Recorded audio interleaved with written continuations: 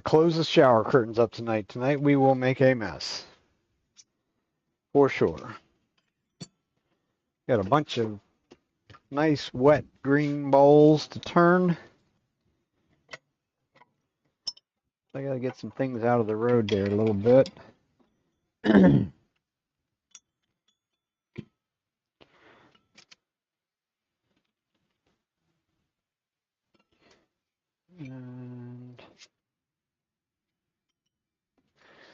let's use the silver one.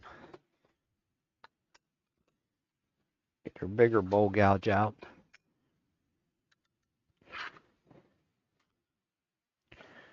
Like I say, we got a fair amount of these to do tonight, so that's why you go for the little bit bigger tools sometimes.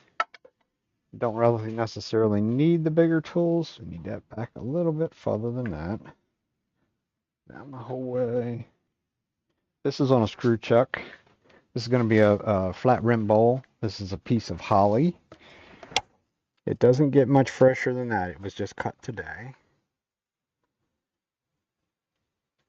And it was a living tree. So it is plenty wet. It's got some really weird wings on it, so we got to get rid of these out here first.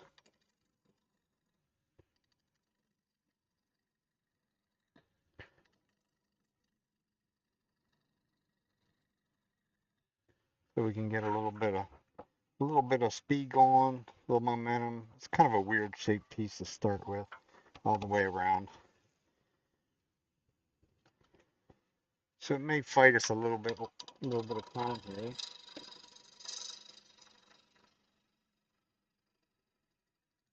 But we will be able to make some really nice big shavings off of this because it is wet.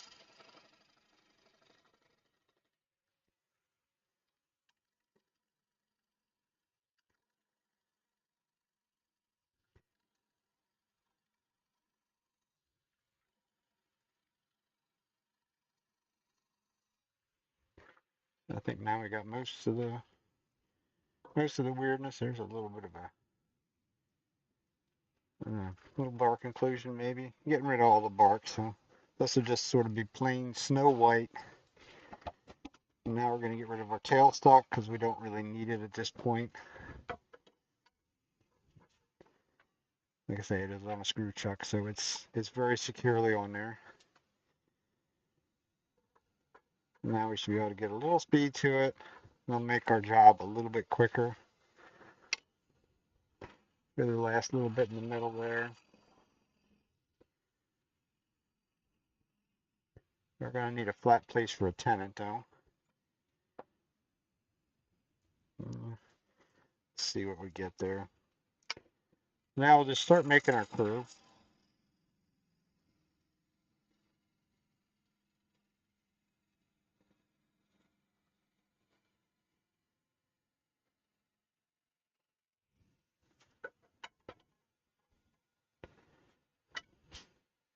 Shouldn't really move the tool rest while it's running, but something like this, I don't have any kind of wings or anything like that sticking out, so I will move it a little bit there.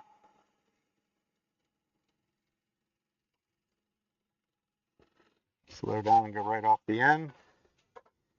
And then see if we got, I don't think we got rid of all the bark. Now there's a little bit of bark left. Like I say, this is holly, so it is plain snow white. I'm going to switch to a smaller gouge. It's a little bit easier for me to do some of the things that I want to do at this point. But we still got to get rid of everything we don't want. So we're going to take this in a little bit.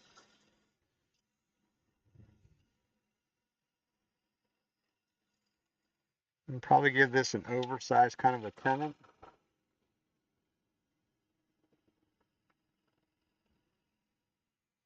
Because this bowl started out at about 7 inches, I think is what I cut it. So we're probably down about 6.5. Definitely got to get rid of the bark. That's a good place. That's a lot of moisture sitting right there. So Should have dividers set for the bigger jaws. I think. Yep. I'm going to mark a tenant, and then we'll sort of go from there.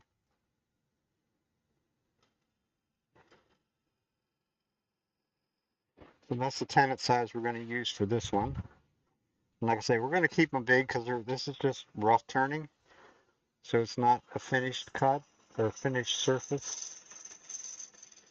It's just sort of a nice, simple sort of a bowl shape.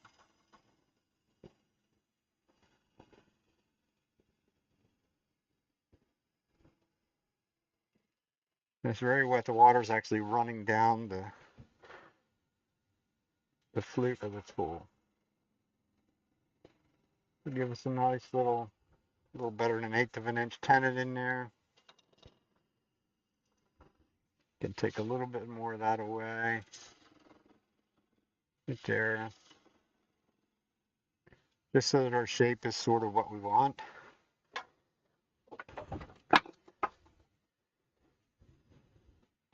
We do need a dovetail tenon, so I'll do that with my spindle gouge. Nicely into the corner, back the other way, make sure it's clean and crisp in that corner. And that's pretty much it for a rough turn bowl. There's some ridges there, there's a tiny bit of bark left there.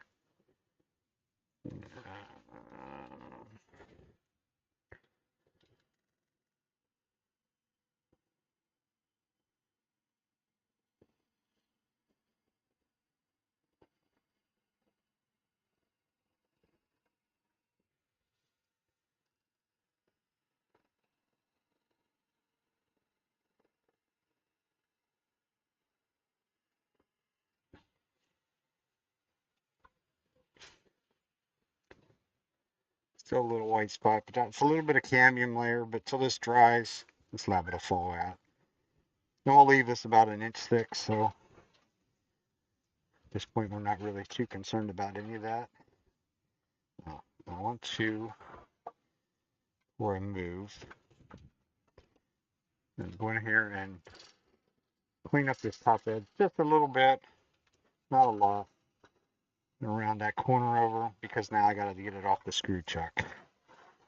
And I don't want to slice my fingers doing it. You know, I still didn't get the whole way down.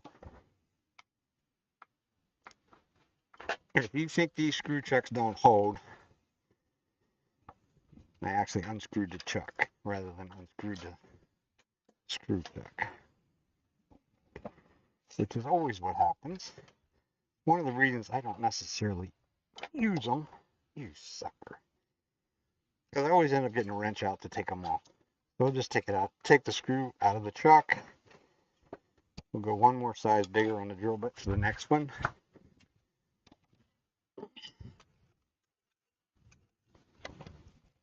Because they do hold, without a doubt. And especially in wet wood. I might have to put that actually in the other chuck.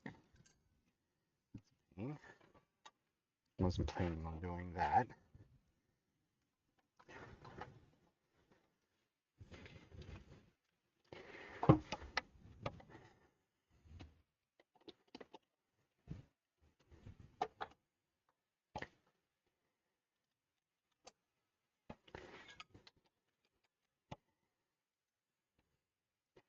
Because what I'm going to do, since I have, well, the plan was just to do the outside of these first couple.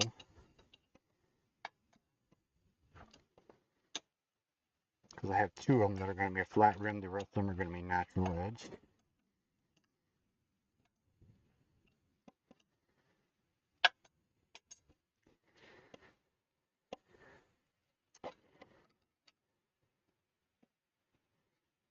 Someday I'm going to figure out exactly what size that thing wants in there. That one off to the side.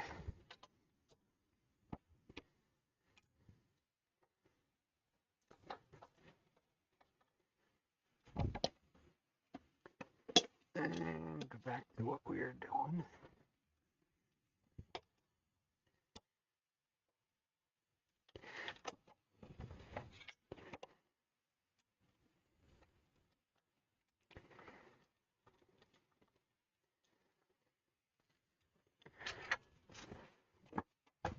So the next one we're going to go to another size bigger drill bit. Next size bigger. This was one size above 3/8 because the actual shank on that is 3/8. So that was always too tight. That was 25/64. So we'll go up to 13/32. See whether that works.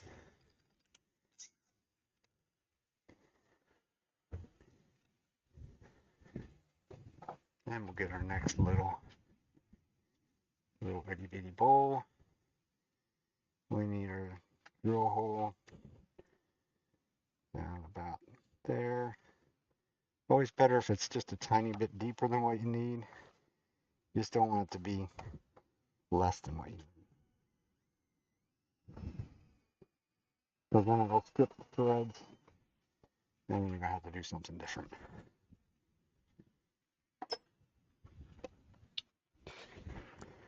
Once again, I'm not necessarily a fan of them.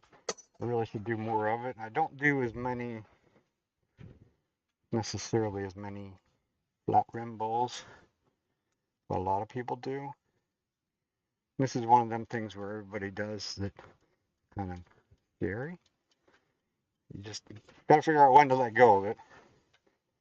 And we'll just set the brake and tighten it up. A lot of people don't. A lot of people that use these production bowl turners love these. You can understand why, because once they get the right size hole drilled in there, that they don't have to screw around with the wrench like I just did. It is very fast. We're going to come in, just like the last one. I have to get rid of that corner. I bring the tailstock up. I don't see any point not to. Because right now it's going to be out of balance. Quite out of balance. So like the last one, we know this out here. So we need to go bye-bye first. Just cut it off on about 45.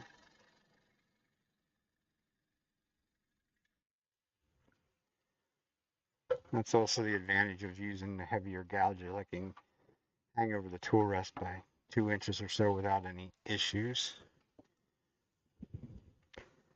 So now we can sort of flatten things out a little bit. Start to.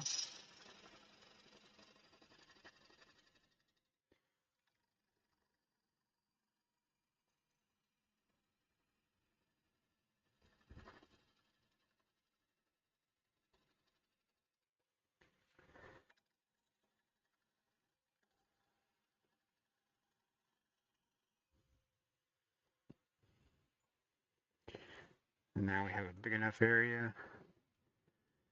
I'd be amazed if these make it through. That's almost like a little, I don't know if it's a tree branch coming in there. It's almost like a little bit of a burl there. Kind of interesting. Never know what you're going to find in a piece of wood. As you're going to see when I go to the other ones. The other ones are some sort of an ornamental cherry. The only reason well, it's a little disappointed in how small this little thing was, but it's got a bunch of little burls on it. And a couple of them that I cut into with the chainsaw when I got home, they were kind of interesting. That it was burls. It's sort of places where limbs grew over or grew out or whatever.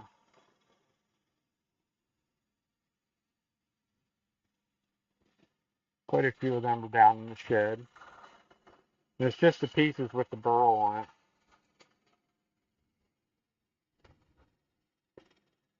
So it becomes a little bit wasteful on what I'm doing with that material, but it's all good in the end.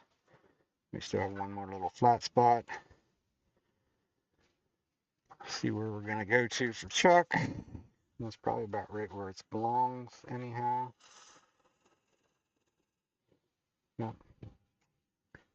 But we need our shape to be a little bit better than what it is when we got a flat spot at the top. I'll come in right about the line. Take another 1/8 of an inch off of it. Could be enough.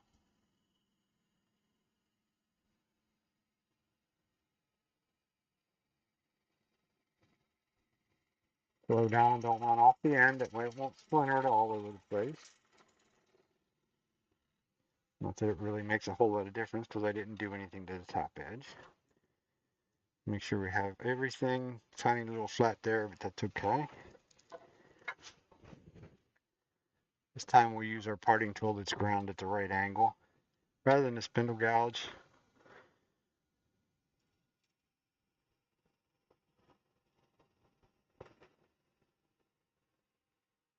Something like that, 1/8 of an inch, 3/16.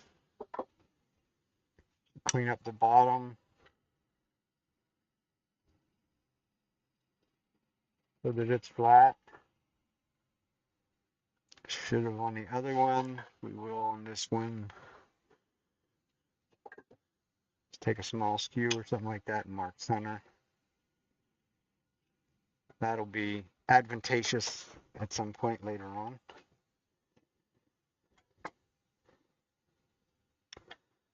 I'm going there with my little smaller gouge and get just a little bit more of that out right there. I don't need to get it all out.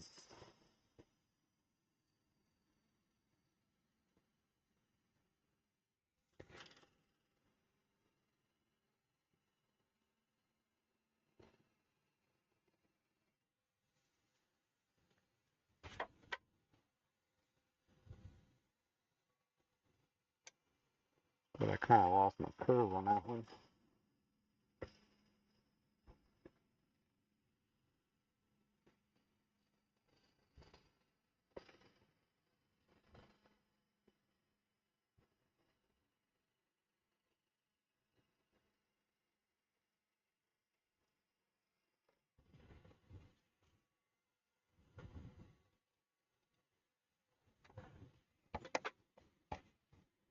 And we will make a mountain of chips in one big happy hurry doing this.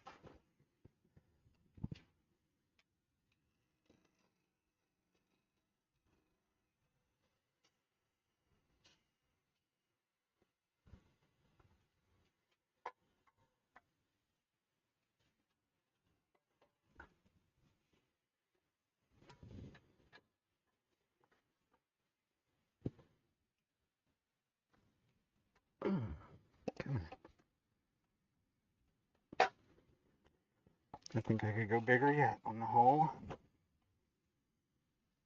Because like I say, it really cinches down on the up against the jaws. Even though that's not really a super nice flat surface on there. And that might be why it doesn't necessarily do what you think it should.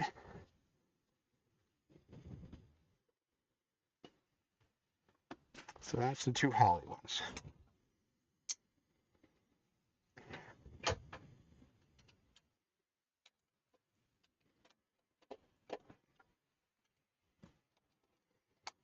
Let's leave that in there.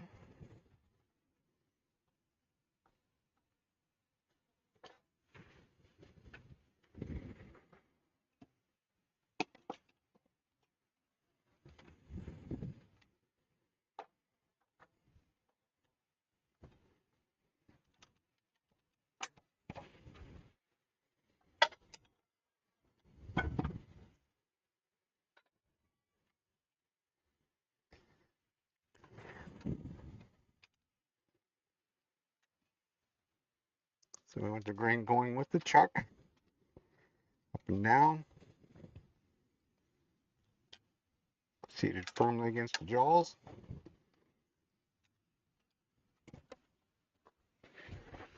And get rid of the live center out here so I don't whack my elbow on it. And then switch over to,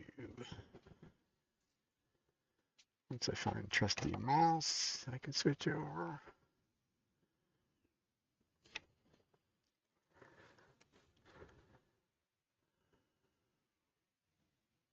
You there. And we'll just go strictly from the end.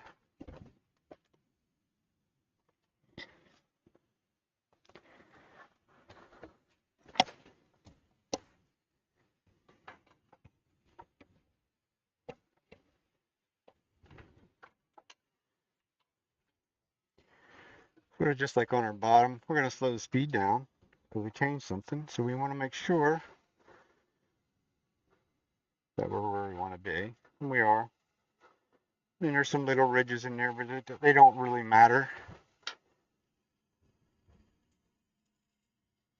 Clean up this face.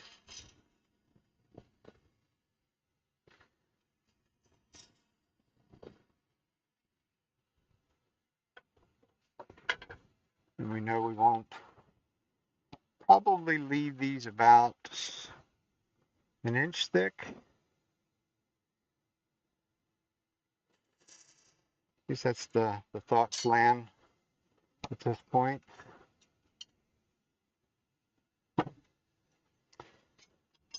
Also a place we can use our 40-degree gouge.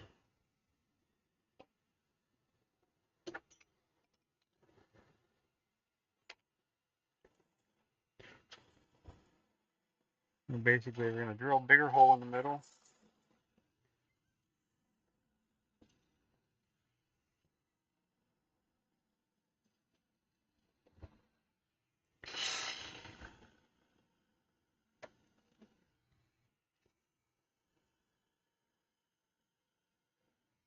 Once I get closer to the line, then I'm going to start reposition my body a little bit so that I can see the line, because I'm looking out here as well as in here. So we can see both lines, because these need to be very consistent on thickness. Gives you the best chance of them to dry without cracking and splitting and all that good stuff. And then we'll need a set of calipers. Go for the big ones, they're easier to reach, and they're probably already set close.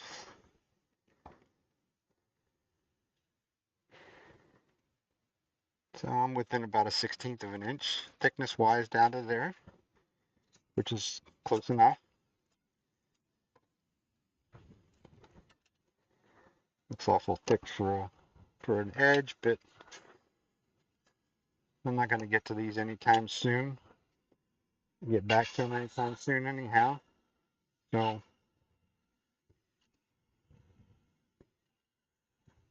they'll just dry a little bit slower, which is good. That's about it for the 40-degree gouge, because it will not like to go around that corner, because it's not really designed to go around that corner. So we'll make that go down a little bit deeper.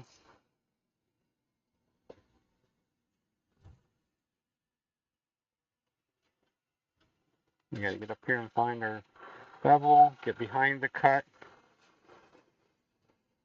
bring the curve to the bottom.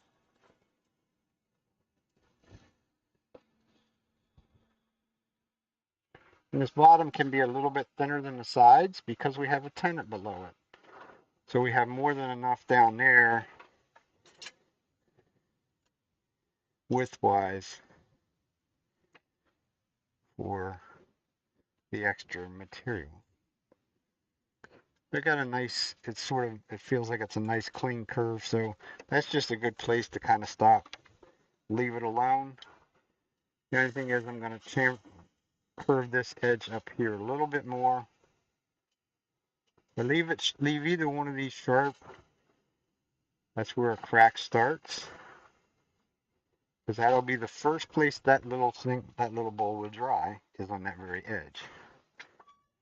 So as you see, it's quite quick to do these.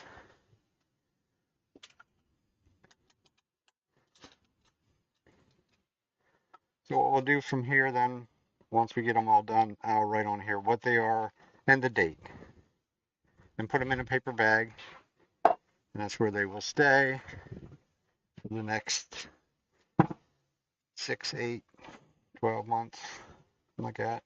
I usually try and get them out of the bag at about 6 months or so, and then just let them finish drying in wide open spaces from there.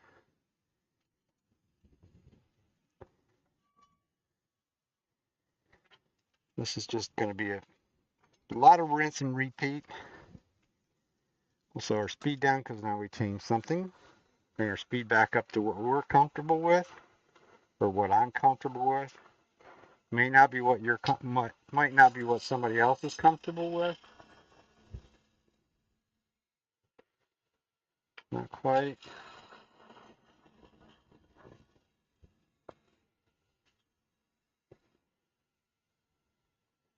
Now it is.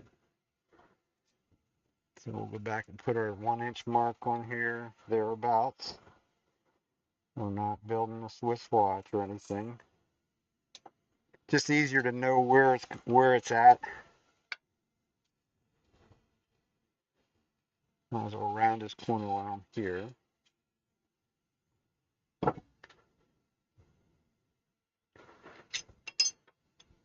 Should have put the next go around. We'll put the 40 degree gouge in for the 5/8 one as well.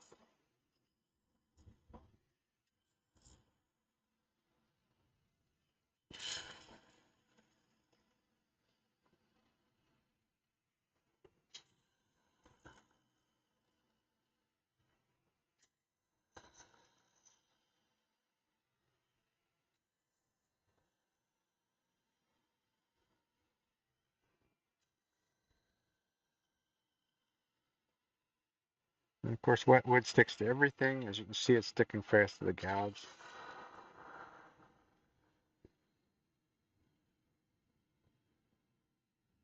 Last cut, I'll slow down and get a cleaner cut. Not that in this case we're necessarily worried about it, but practice makes perfect. And like I say, I do enough of these. I've done enough of these over the years that I actually get pretty close without doing a whole lot of messing around there. Like I say, I would like it to be within a 1/16 of an inch from top to bottom is what I sort of shoot for. It just can't be a huge difference.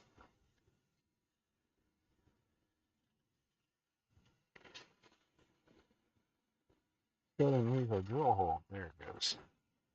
That's close.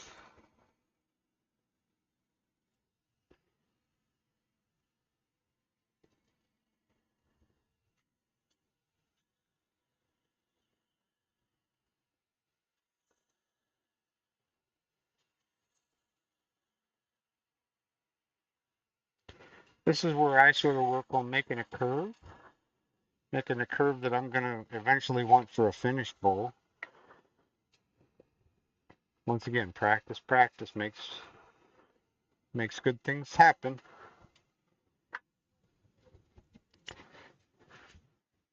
That's 2 down. I told you how many was sitting over there to do. You'd say, "Oh, you're crazy," but I did cut up. I cut up a walnut log yesterday, which well, there'll probably be a little bit of both, natural ridge and flat rimmed ones. I want to turn a piece or two of the cherry that I brought home today. So that's where we're going to go next. Let's see, this one here will probably be challenging. This one here has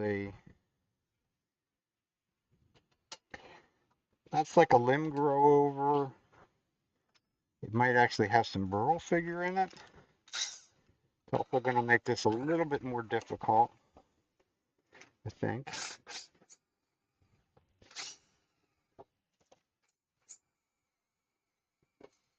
I'm going to drill through the bark, through the cambium layer into solid wood so that my drive center, because this one we will do start between centers, which if you've watched me before, this is normally how I do almost all of them. I could have did the other ones this way too. Just thought I would be creative and do with a worm screw on them. Would not recommend to do a worm screw on something like that. Although if you watch anybody on YouTube and such things, there's people that seem to think that's okay. I'm just not one of them. Because there's no real good place to get a good grip on them. Like over here at the corner of my bench, wooden mallet to drive the drive center in. Want good solid teeth. Live center has the point removed. Once again, it's going to give me flexibility, which is what I am after.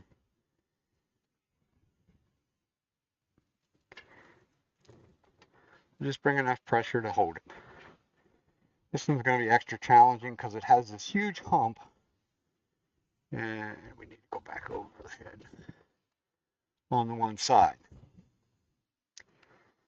And that huge hump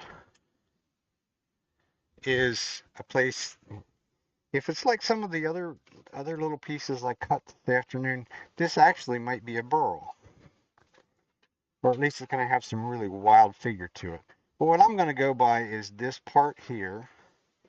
And use my thumb and spin it around to this other side. And see, that needs to come over just a little bit more. Because what I want is balance between these two top edges.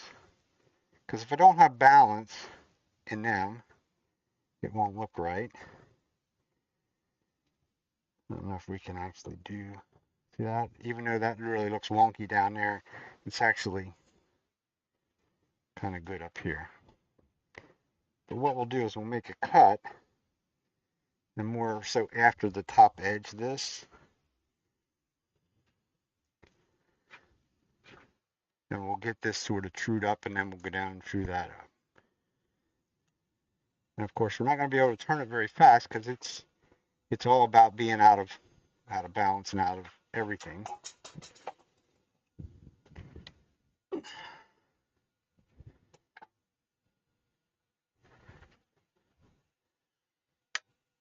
So come from the top down, because I want the bark to stay on there. So the least amount of cuts I can make up across there, sort of the better I am. That's when it tries to tear the bark off.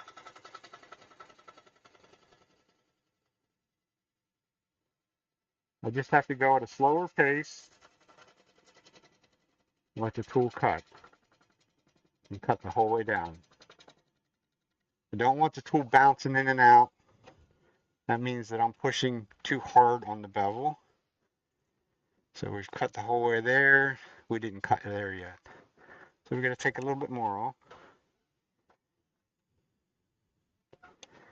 So bring our tool rest in just a little bit closer. Another 1/4 of an inch or so. And we should be semi-balanced on that part.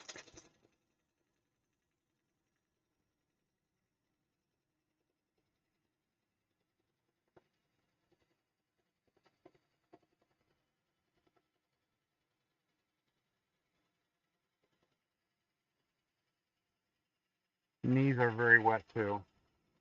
This tree was actually, this guy just pulled the tree out. Didn't seem like he was the sharpest tool in the shed, they would say. But he would have come along on another tree that was very close to it.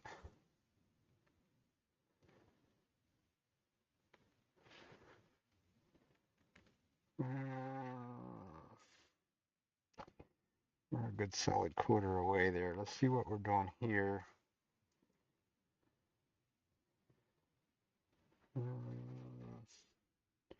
It's not too bad there. I think I'm going to move it just a little bit. Well, now I have that big hump over on the other side. One more little cut, clean up that, and then we'll go move on to the bottom.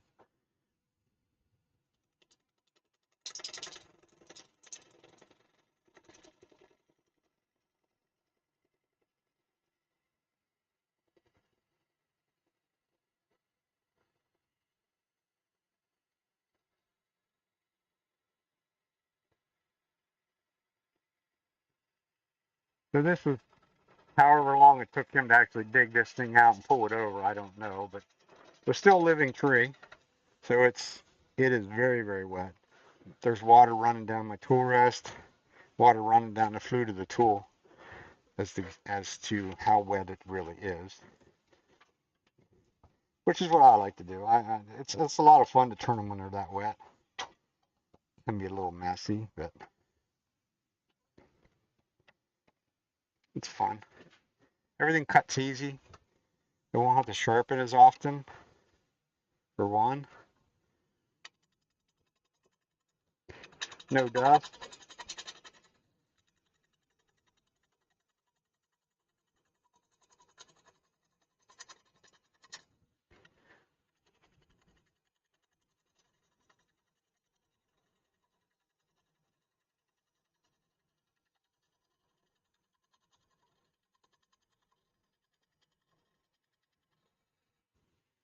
That's not going to give me a clean cut. It was really kind of bouncy on that one. I'm going to switch over to my smaller gouge. I'm not really used to using the bigger gouges. As Jimmy Clues once said to me, he said, it's like taking a sledgehammer to crack a nut. Why would you do that? Just use a smaller gouge. More comfortable, less stress on your body.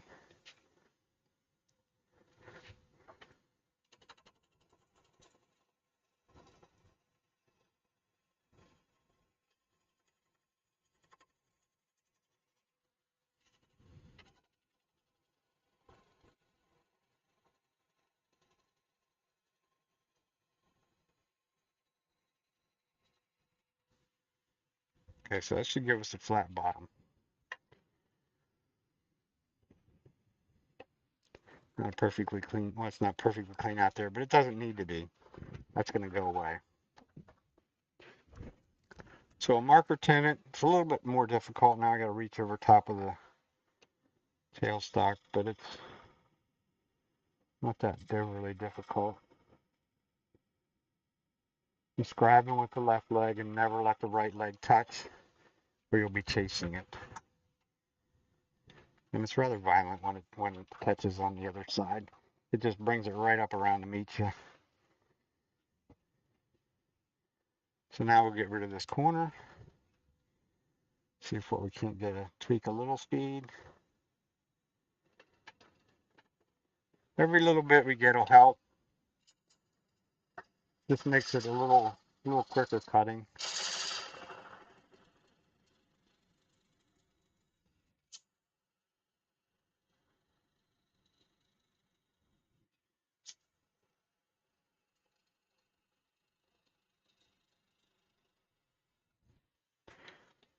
You're going to get to make a couple cuts and then you're going to move things.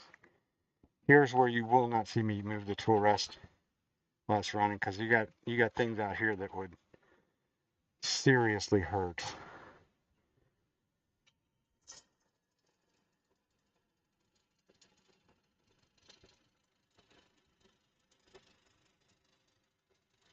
We got the corner away, so now I'm sort of starting to make a curve, but our curve has to go the whole way into there.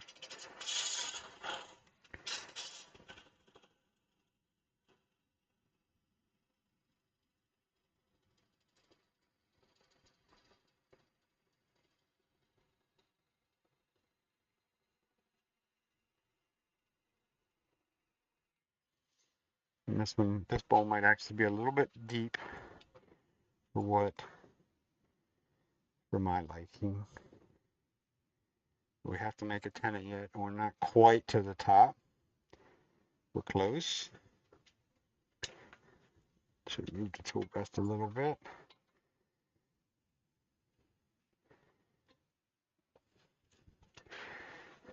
Get an idea where our tenon's going to be. It's going to be in there. Make a curve. A little inward curve there.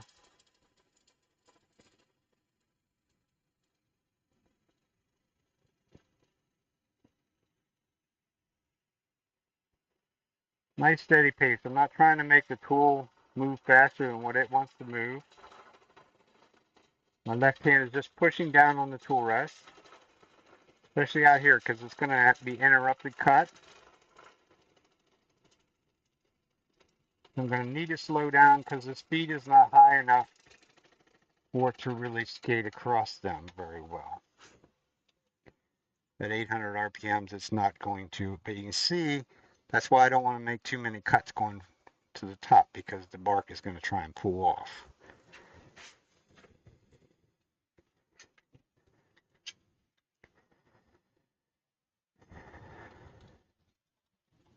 To me, I think it looks, what's this side look like? To me, it looks a little fat. What I'm going to do, I'm going to reduce the depth of it a little bit and make the curve a little bit further inward. And see whether I like the looks of that better. It's all personal preference when it really comes right down to it.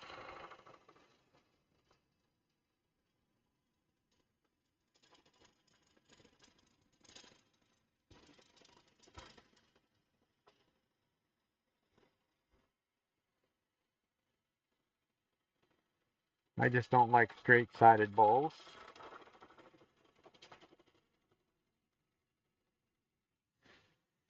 I don't really need to worry about that up there at this point either. It's lumpy and bumpy up there. It doesn't really make any difference. So I think that'll look better once it's finished. That foot's probably a little bit big for it. Because when you're doing the natural edge stuff like this, they're really not as much in the, not really functionable. Yeah. So we need to make our tenant.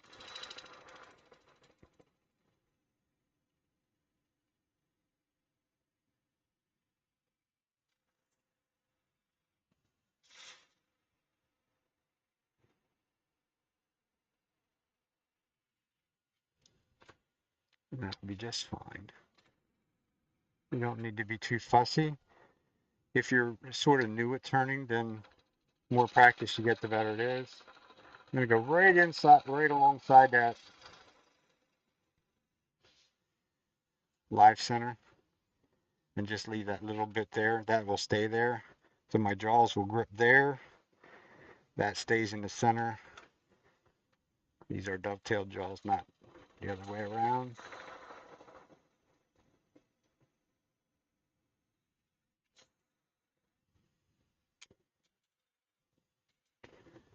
Wetwood has a tendency to leave lots of fuzzies around. That's what I was doing, is cleaning off the little fuzzy on the outside edge there.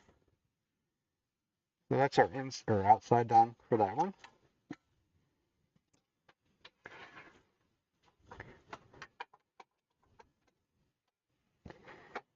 Probably if I really wanted to be really productive, I would just do the outside of a couple of them and then go back and do the inside, but it's just as well to keep switching back and forth. The production bowl turners would tell you not to do it that way. You're spending too much time switching things back and forth. They'll do the outside on a whole bunch and then do the inside.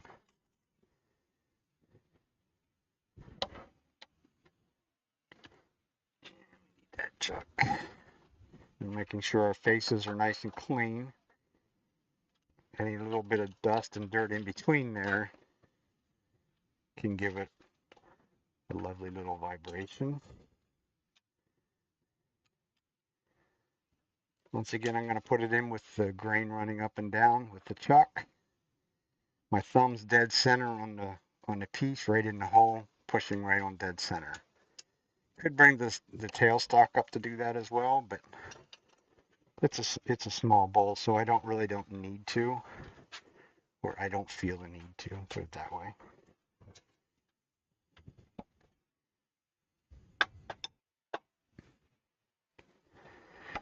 This one will be a little bit different because we got this lovely big hump out here. So we got to make sure where our tool rest is at compared to our hump.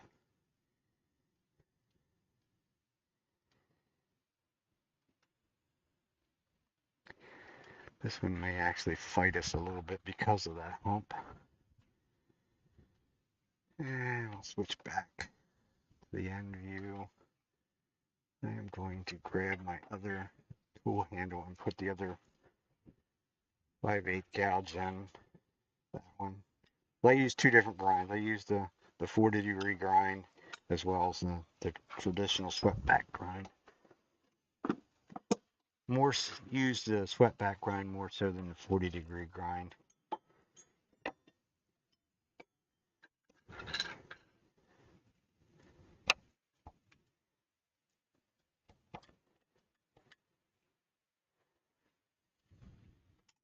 But now this time we're going to have considerably more overhang of the tool to get in there. I mean, just to get in where I'm at, we're already at 1.5 to 2 inches. This one, the first thing we're going to do is get rid of some of this lump. That's the plan anyhow. We slowed down.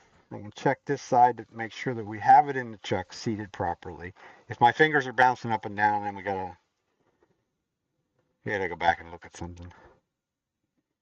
It's not gonna let me go fast. I know that. I should have had an idea where the lump is at, where it starts. Like right about my T. Because you really can't see it.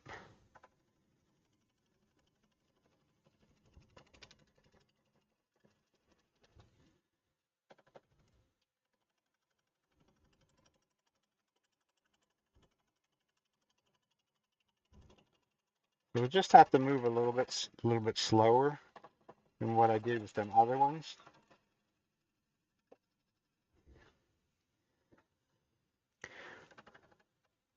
So just come out, move over a little bit, pick up the cut. I'm not really going to open the flute up until I get in further to where I get into solid wood. Otherwise, it's going to get rather aggressive quickly because it doesn't have solid wood to cut right there. Once it's in there, then we can go to town with it. More so. Now, the real question is, can't tell yet. I was amazed. One of these that had a much bigger knob on it, I took the chainsaw and sliced off 1/4 of an inch off the outside of it, and it was nothing but burl. That one is actually down in my utility shed. Just that piece, because that's all I did was cut out that piece of it. I think I might have brought that up actually.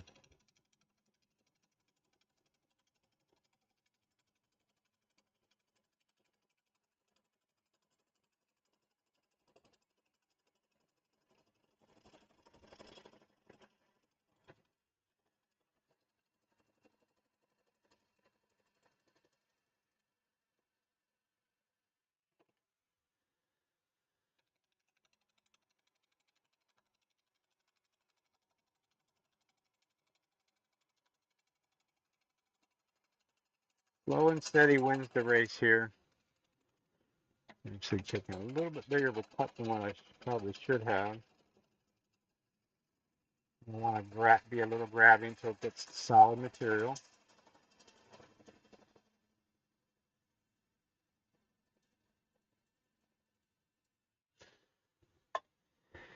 Let's see. Didn't really see any kind of evidence that there was any burl on the outside. There is figure on the inside though.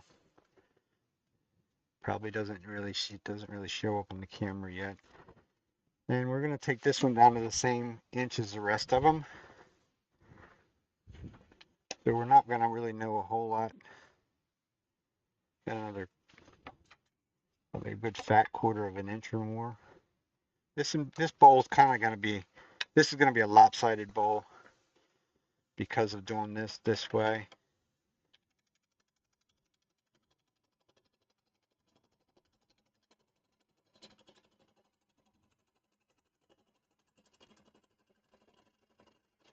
But if there's figure up there, which it looks like there is, I didn't want to lose that. But I certainly didn't want to cut it off.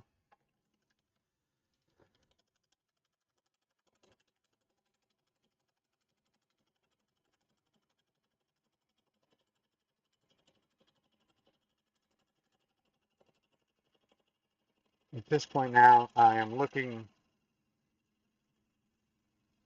right, almost looking right straight through the bowl at the tool. So it's also going to give me the availability of seeing sort of exactly what I'm doing. And that's getting a little heavy for the speed, but it was there, so we just sort of went for it. There is some figure in it. There's some little, I don't have a camera view that'll actually show it. There's some little burl eyes right there. Whether there's any more in there, but that's probably about the thickness that we want to leave it at. Yeah, we're sort of a little kind of like right on our inch. We could take a little bit more out of there.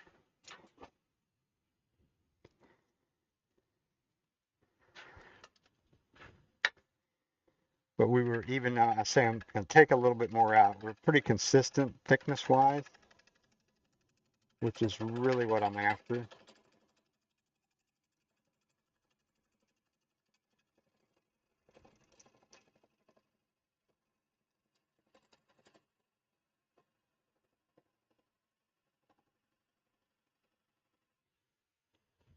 Stop and check it again. If it didn't expose really anymore. It's just this tiny, there's just like a tiny little hump right there, but there is some nice little like eyes in there, which makes it kind of pretty. Should make it kind of pretty if it survives the drying process. Like I say, this is an ornamental cherry, and this stuff usually is not very friendly when drying.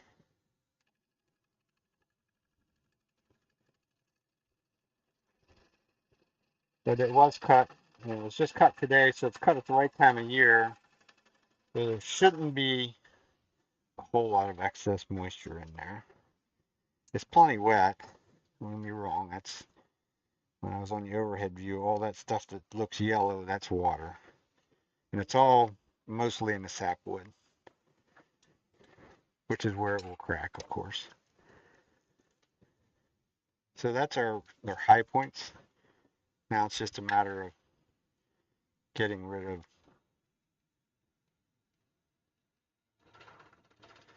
the middle. Be able to gain a little speed. If I put my hand out here beside it, I can feel the water hitting me. It's that wet.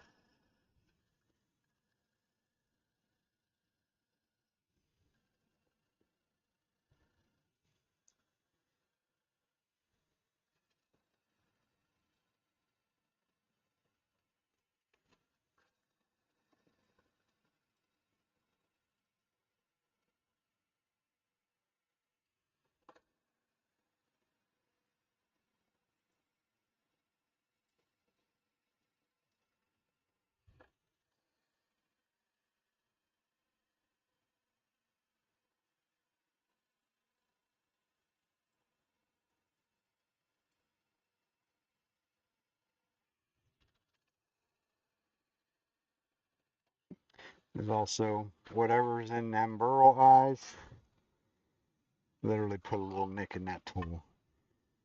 If I have to start pushing harder on it, it means it's dull. So we'll go to one that should be sharper. And then once we get this one done, we're going to go sharpen them all again.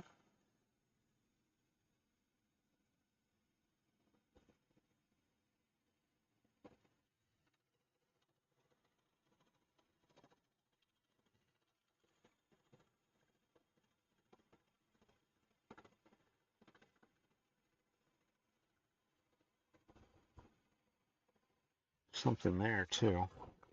Maybe a little knot or something. Something that's definitely harder than the rest. It's just it's where it's hitting. Some of the figure runs down into there. I'm thinking that's sort of what's, unless it knocked the edge off of this one too. Doesn't appear to have. I'm just going to hone it just a little bit so we can get the rest of this one down to the bottom.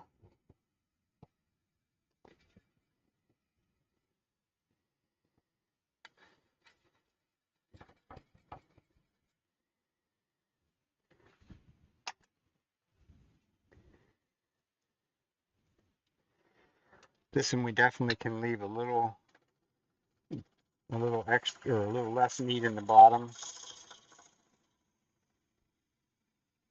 than what we did on the other one.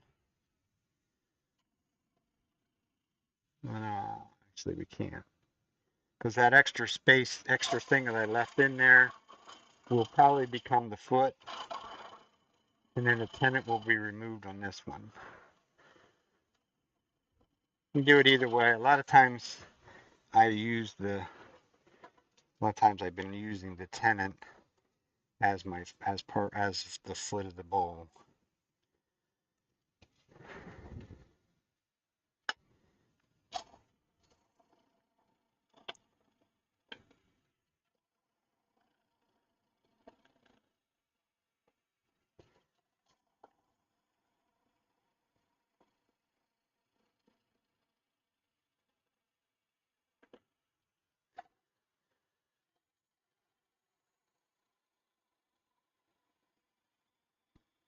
So on a nice gentle curve, right straight through the bottom.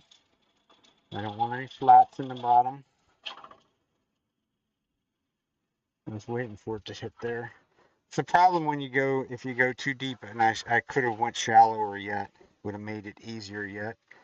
So what happens when I'm trying to make this curve down here, in order to stay on the bevel, the handle has to come back here, and I bumped up against the outside edge on that last cut.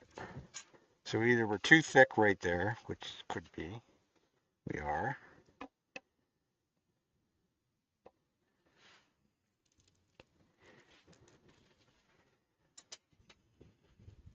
So we need to correct that a little bit.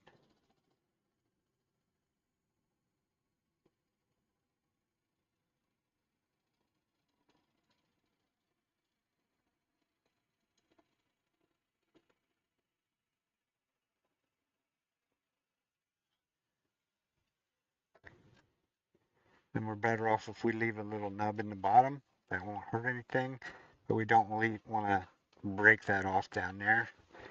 I'm going to check our curve, and our curve is kind of terrible. It's not allowing me to make the curve because I'm going to hit this. But this bowl is still too deep. So we're going to use a bottom bowl gouge, which I think will help me here.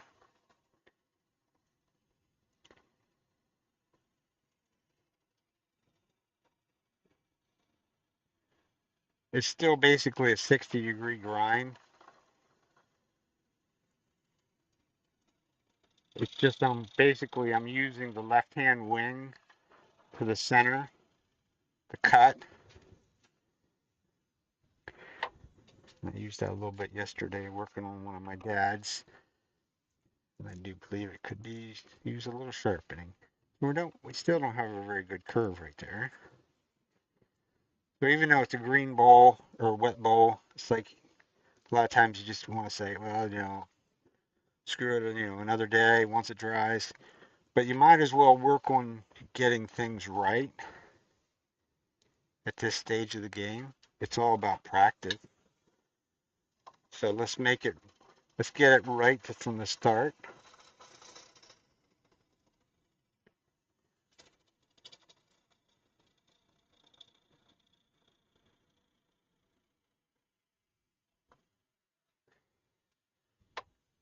And that tool, once you get used to using it, there's the shavings that comes off of that. I mean, it cuts super clean, super smooth, and it actually can cut very, very fast like it did right there.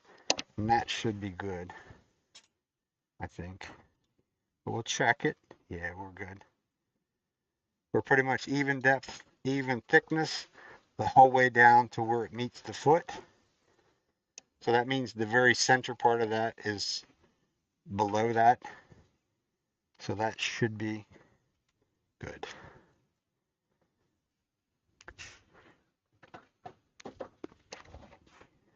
So that's 3 of them down. We're going to have to clean up a little bit and sharpen tools. And then we'll do some more.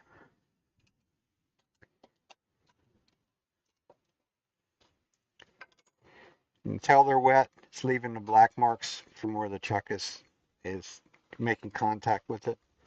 Not going to hurt it anything for sure. Actually, looks like I only got 3 of them ready. Okay, well, we're going to sharpen some things up first. And then we'll clean up a little bit of the mountain of chip. Go back overhead for the moment. Yeah, there's really not much to see. Pretty much all my tools come out of the handle.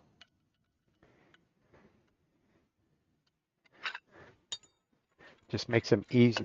Makes them easier to sharpen. I don't have a handle in my road to sharpen them, which is one of those things that I like.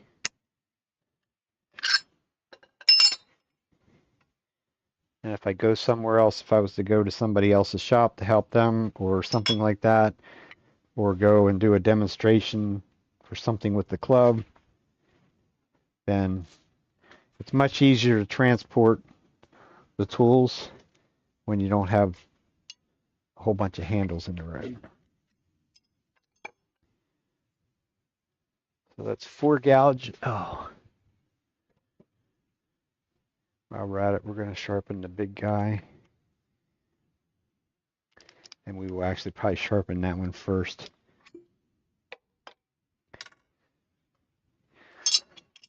Let's go over to the grinder.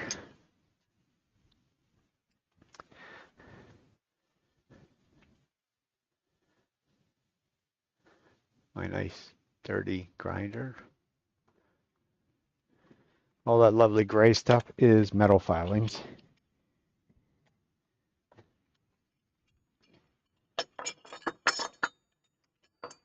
So the first one we'll do this bottom bowl gouge, which is ground on the platform. This is not ground using a jig at all.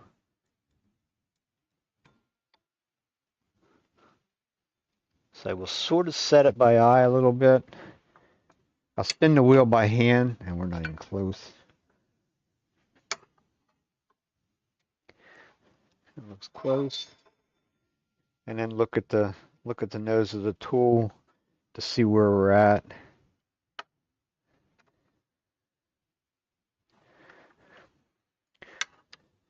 This is one of the few tools that really wants to stay at the sort of at that precise kind of 60-degree angle. At least as close as what I can get it and keep it. Won't take much to sharpen it. I take one pass around. We have a nice clean surface all the way around. We do use the inside on the inside of the bowl. I'll go back up, just round that top corner over, because this tool is being used almost straight up and down. So when you're on the inside of the bowl, that corner back there could actually grab a hold of something, which would be exciting, but we don't need excitement tonight. We just need to get a bunch of them done.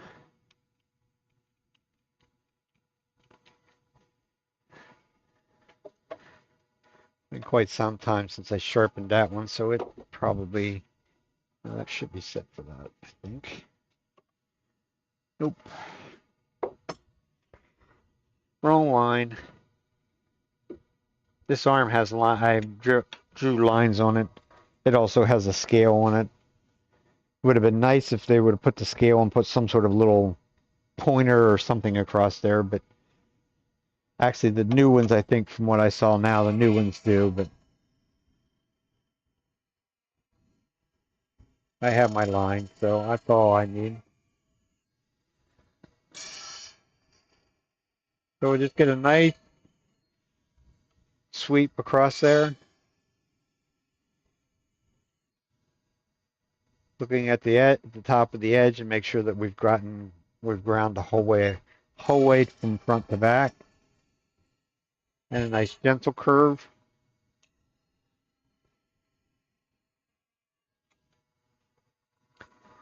And we're not really using that on the inside, so I don't really need to take any of the heel away.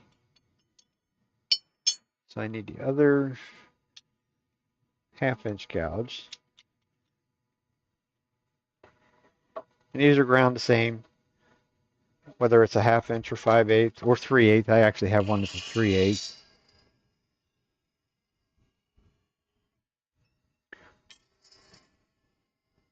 Boy, no matter which one I pick up, it's always going to feel the same and cut to my expectation.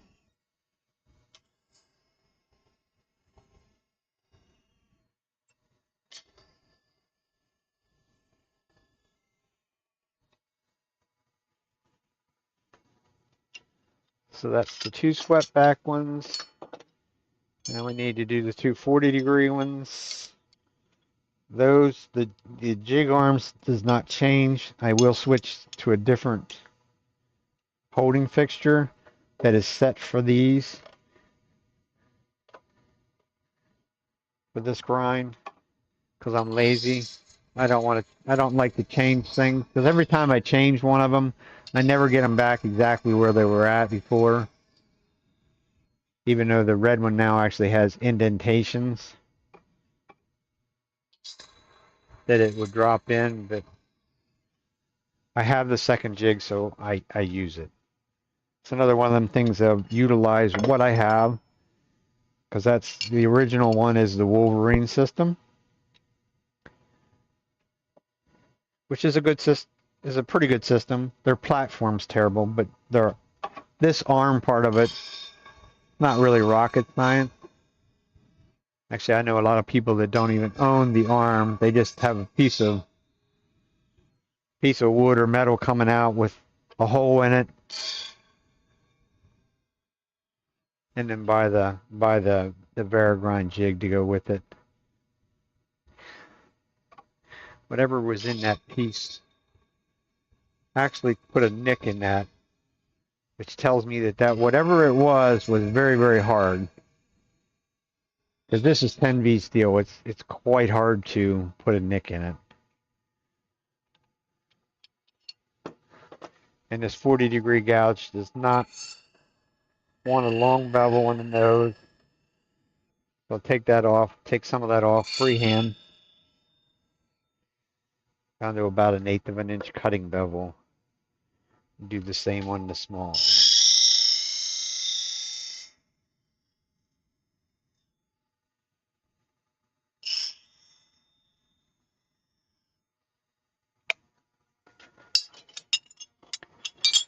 Now we're ready to go back to work. If only I had another bowl blank ready, but we'll get one. I got to clean up the mess on the floor too. Bring the camera back over here so you don't need to look at the lovely crap. Grab my big scoop shovel. Woodturner's best friend is the big scoop shovel and the contractor size trash bag.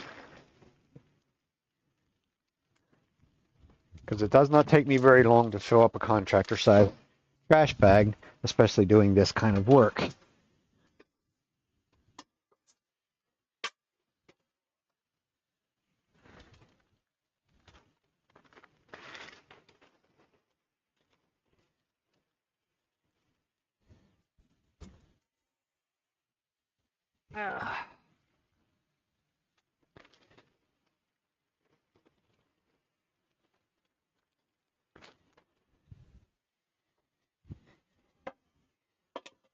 The shavings don't go to waste.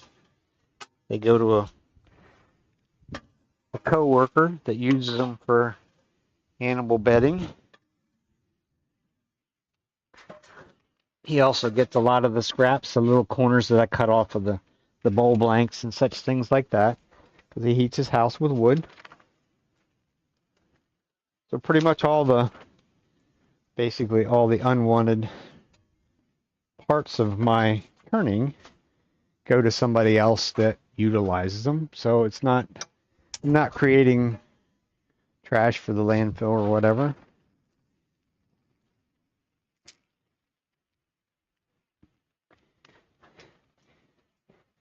Or some people say, well, why don't you just have a big old compost pile? I'm like, because you said the magic word. It would be big. It would be huge.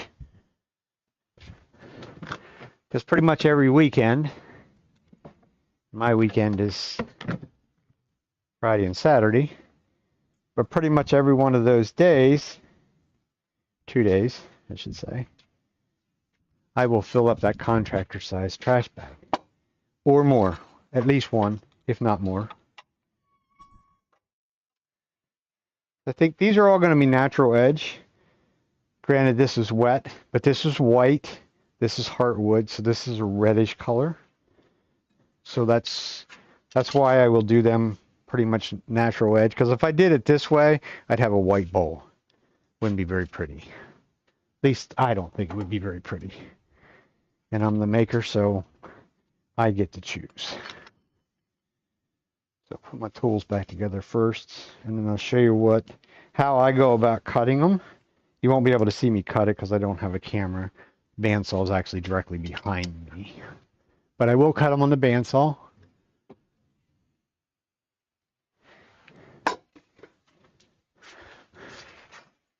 So if you look at the face camera, you can see, there's a bandsaw. It's just your typical 14-inch bandsaw.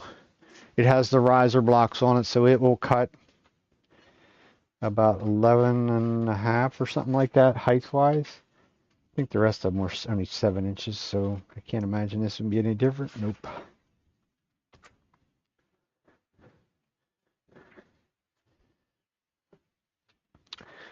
It's a piece of cardboard, poster board. This is a nice short log, and I was able to cut these short. A lot of them, if I'm going to store things as a log or half a log, they're going to be 2 to 3 inches longer on each end because that's where the cracks are going to happen. So I leave the extra so that I have room to cut off and still get like a 7-inch piece out of it or whatever.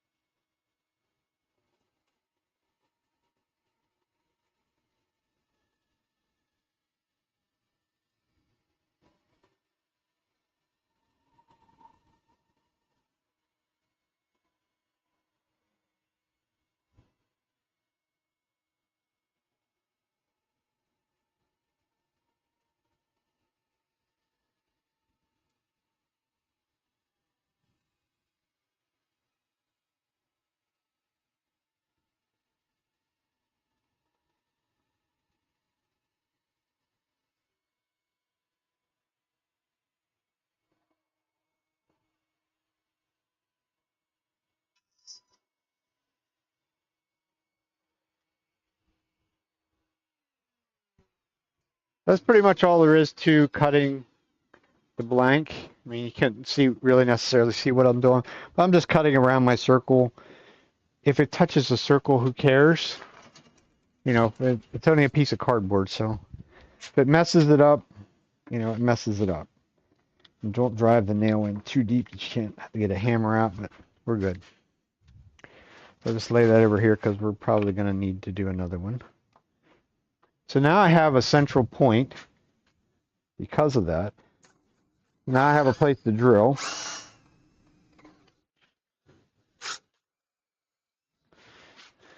And I don't hesitate to drill fairly deep because I want it in solid wood. And we'll drive our drive center in. Not on the lathe bed, but on the corner of the outfeed table here, right above the post, or on the floor, whichever. And I am using a wooden mallet, because there's the mallet that I use. It used to be about 1 inch bigger all the way around, but you can see the dents in it. It took years for it. This is a piece of black locust. Very hard, very dense. Took years of pounding that in to actually shatter a whole bunch of the grain to where there was too much stuff sticking up that I was hitting my hand on them, and then it would stick you. So I did break down and returned it. So all I did was put it back between centers, at least close to being where it was at, and retrued it up and got rid of all the yucky stuff. Guess I could have put the tools back in the handles. This one will be much easier to do than the other one because there's no extra little lumps or bumps sticking out. So this one will go much quicker.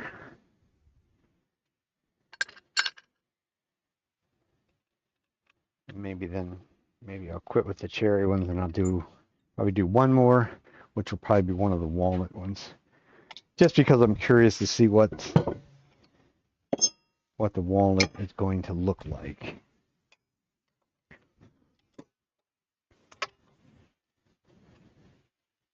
Because this walnut was given to me almost a year ago in logs. These logs are about 5 feet long or so. This was actually the biggest of the logs, and I don't know why I never cut into it. But we worked on this. The guy that gave it to me wanted, one of my wood suppliers, I guess you'd call him. He wanted a bunch of little itty bitty bowls to give to his lady friends at the library and all that good stuff. So that's what we sort of concentrated on.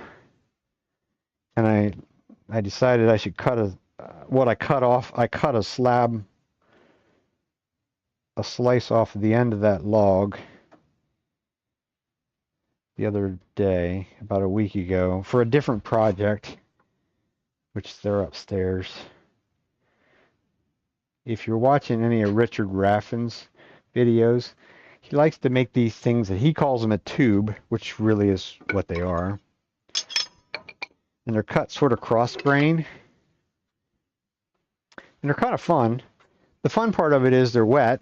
You got to use wet wood. You take them down as thin as you possibly can go. The one I did yesterday, I am well below 1/8 of an inch thick. And the tube that I did yesterday is about maybe 10 or 11 inches long, something like that. And since they're cut cross grain,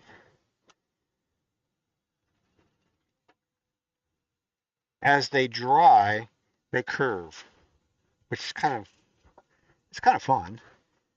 Because I took it upstairs, I take them upstairs and put them on the fireplace mantle, which it has a gas insert in it. It's been like 50 and 60 degrees here, so it's not like I'm using the fireplace at all. And let them sit there, and they're drying naturally as they go. And it takes took the first one probably almost a week or so before it really, it just, each day when I come home from work or whatever, you look at it, and I would lay it flat on the fireplace mantle, and it's like, yep, it's moving more. It's up to about probably 1/4 of an inch or more. And that one there is about 7 inches long, something like that, 7 or 8 inches long. It's quite interesting. The one from yesterday is starting to move.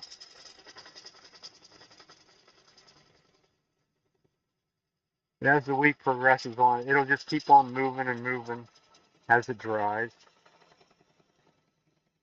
And so far they haven't cracked. At least the first one didn't crack at all, which is kind of interesting. But there again, it's a very consistent wall thickness. So, and we gotta manipulate this one a bunch that way, but I think we're good here. Yeah.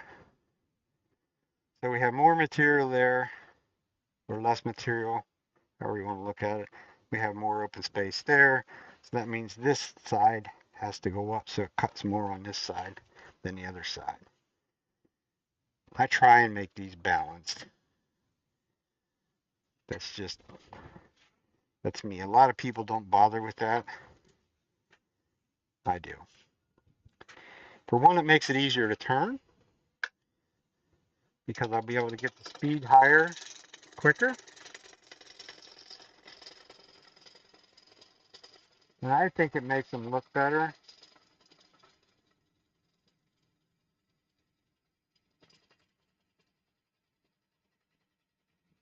But like I said, that's just my opinion. Just the way I do them.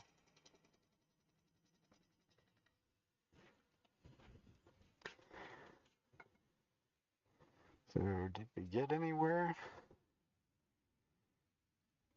Close. Move it a little bit more. We'll make one more cut. This is also why I don't have the point in that live center. It's just the ring part.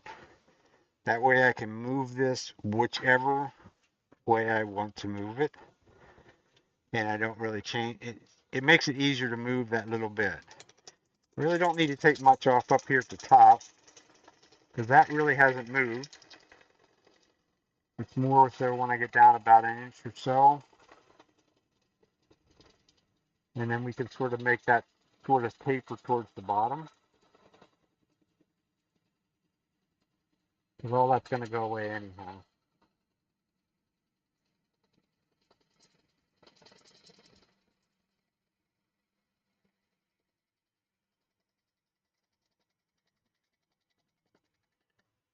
And right off the end. And that should get us to where we want to be. I hope. Yep. Looks good.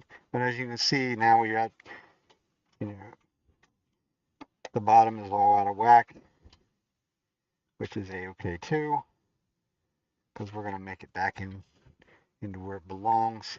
I also sort of missed a little bit of the pith right there, because I just cut straight, these when they're small, I just cut straight down, try and cut straight down through the pith to get rid of that, because that's where the crack starts.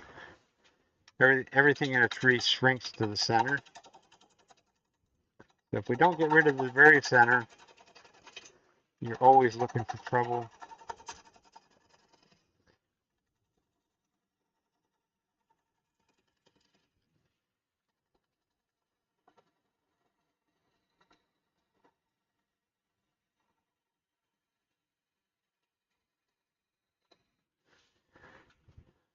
So now that should have flattened us off, which we did.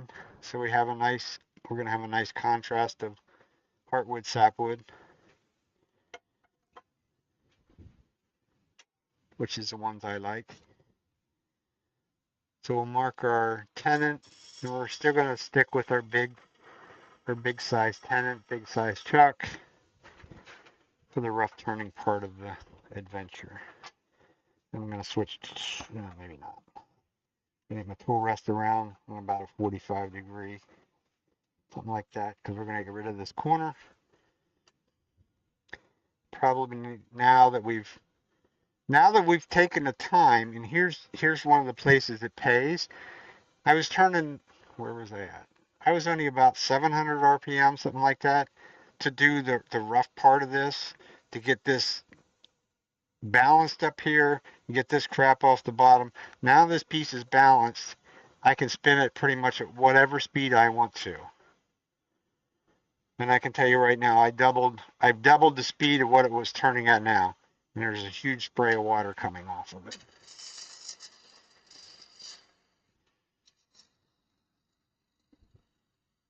So you'll see I'll be able to make quicker cuts.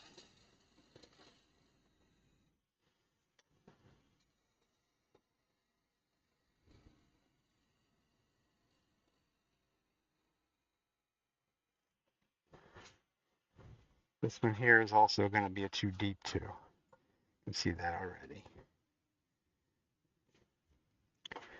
So in a matter of 3 or 4 cuts, we got rid of the corner. Now we're going to have to go out in here somewhere, go up, and see what our curve is going to be. Still looks a little fat.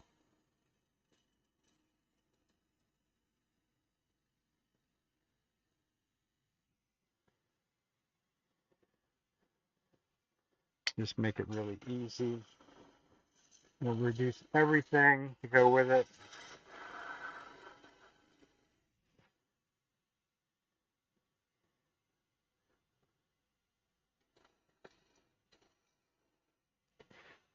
And I guess we're going to need to remark our tenant so we know where we're going to.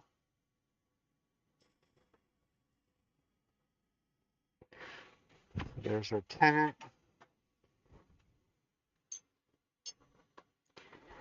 So if I would grab my 40-degree gouge, I can actually make the tenant distance too.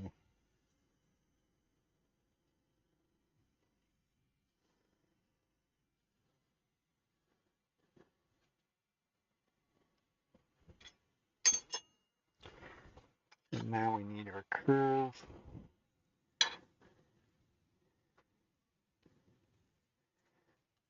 To go from down in here up and around. And we'll see what it looks like. If it still don't look right, then I'll take more off yet. But I think it should look all right.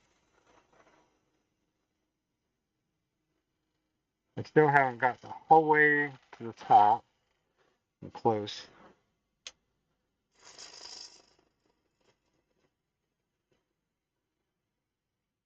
Like I say, these to me, these all like to be sort of shallow bowls.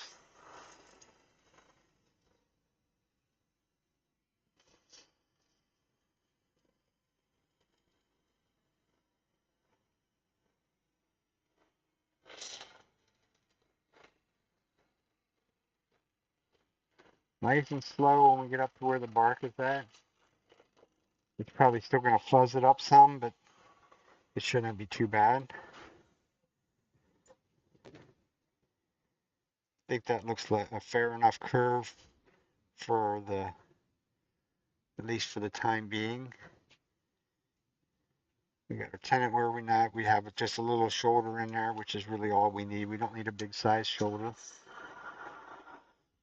Fun part is we're going to have to get rid of this.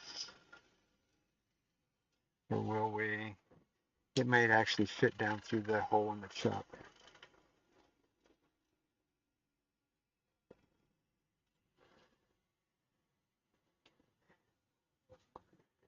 Or we'll just cut it off. Sometimes I can be fortunate enough to actually, we're going to try that. I'll just cut that off. A little flush trimming saw, Japanese saw. And hopefully can cut it without this top part moving on me. And then I can just, then I'll have my center mark where it was originally. Not that this will be even close to being round once it dries, but as you can see, I drove that in there deep enough as far as the drive center that it stayed where it was at, and I didn't have to mess around trying to hold it and cut it. I mean, I still had to hold it a little bit, but just makes that a whole lot easier. Now I have a mark as to where that's going to go back, sort of a central location once it dries. Once this dries, it'll be so out of whack anyhow. Once it dries, this I'm sure this will shrink, the foot will shrink on it, so that means this curve will come down more yet. But at this stage of the game, it's pretty much close enough. I have a whole inch of material to play with. Because the center, there again, the further towards the center you go, the less movement there is in the wood. So I won't have quite as much to deal with when it comes to that once it's dry.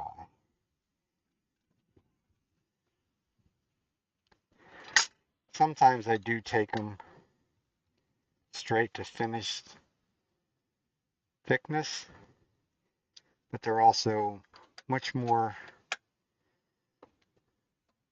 difficult to get sanded up and nice and neat because they will be. I could even show you some. They really get all out of whack. Even small size gets way out of whack, and it's a fair amount of, it's almost more work than what it's worth to do it that way, I think. But I've done a bunch of them that way, and unfortunately right now I have a bunch of them to finish that have been done that way.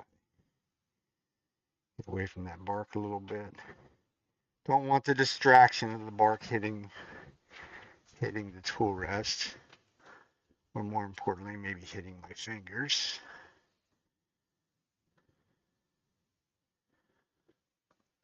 So we'll go back to the end view. And we'll go back and we'll use the 40-degree gouge. Lower the speed down because we changed something. Make sure I put my finger on there that there's no bouncing up and down, so we're good. Just have this lovely ticking of this bark here, but it'll go away in a hurry.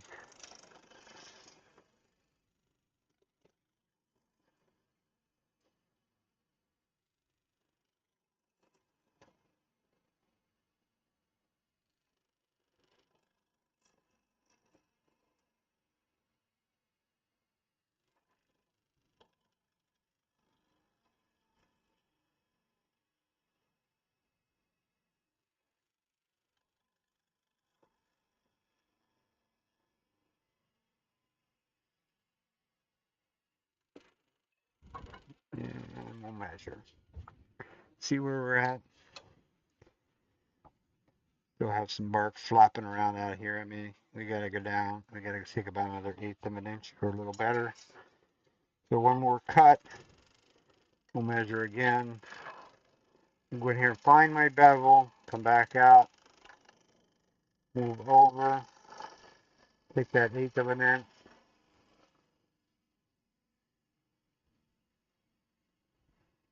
And like I say, at this point, I can see down through.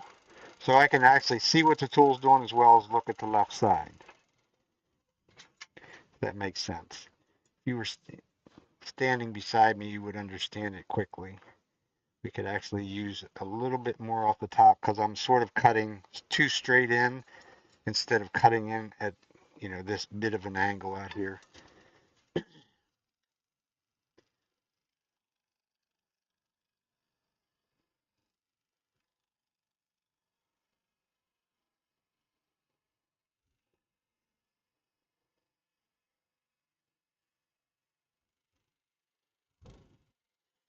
So we'll make it right before we move on.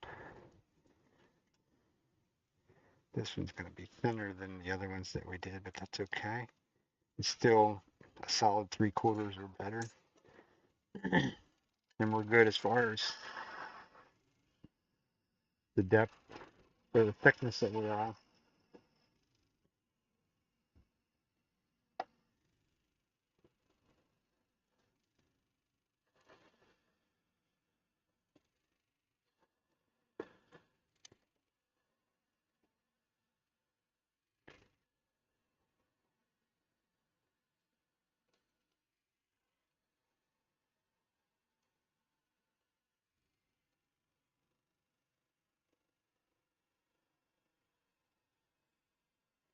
Now we're going to sort of try and sweep the curve to match the outside. At least that's the plan. Plan doesn't always work, but that's the plan to do. That's why you do lots of these, so you can understand that. And we're definitely a little bit thinner down there than what we are up here, but it's not drastically thinner down there, but it is thinner than. So that means I was going a little bit too straight in. I wasn't following the curve like I should have been. Now we got to go back to the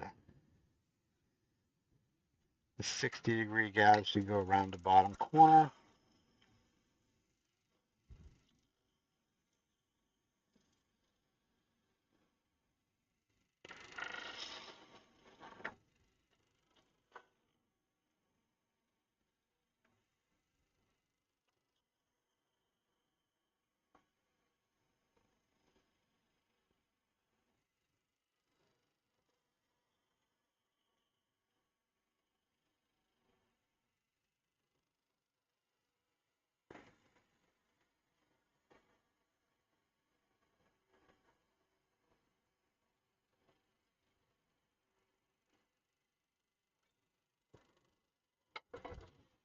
A little bark slapping on there is kind of annoying.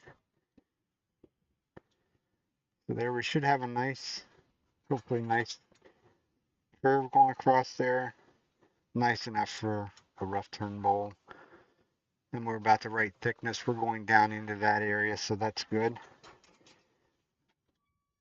So that'd be another one bites the dust.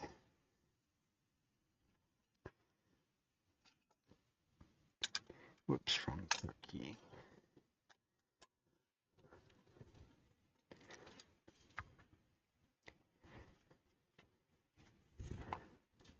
So another one for the paper towel brigade, or the paper bag brigade, I should say.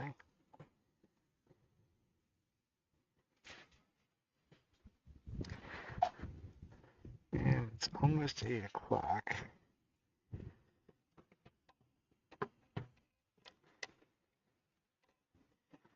I'm gonna do one more little one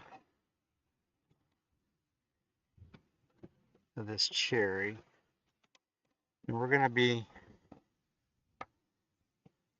creative on this one.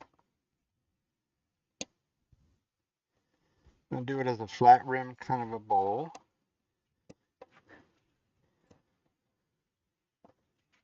I'm not even going to cut it on the bandsaw. I will just bring it back over the overhead. Would be better.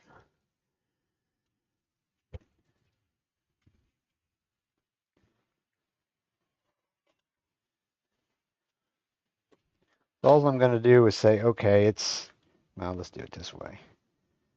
6.5 inches long in that direction.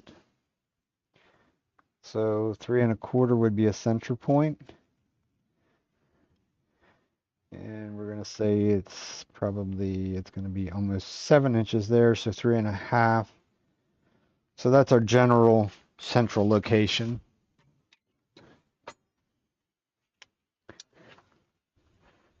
And we're going to get our drill bit back. Actually, we're going to get the next size bigger drill bit. Again, I'm going to get it figured out what drill bit I can get to hold the pieces, not make them so hard to get back on.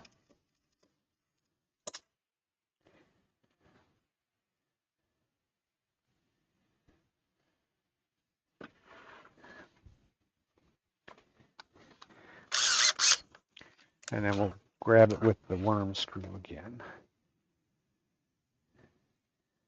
If only I remember, oh, it's on the bigger chuck.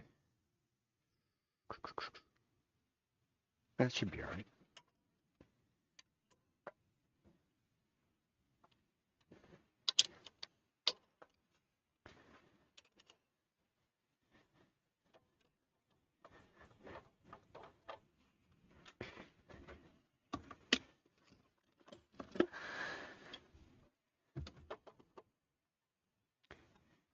Gives me a nice big footprint for it to grab up, to sit up against those big jaws like that. Make sure we're deep enough, more than deep enough. Really only need to go into about there. So we'll try and drill a hole that's reasonably straight.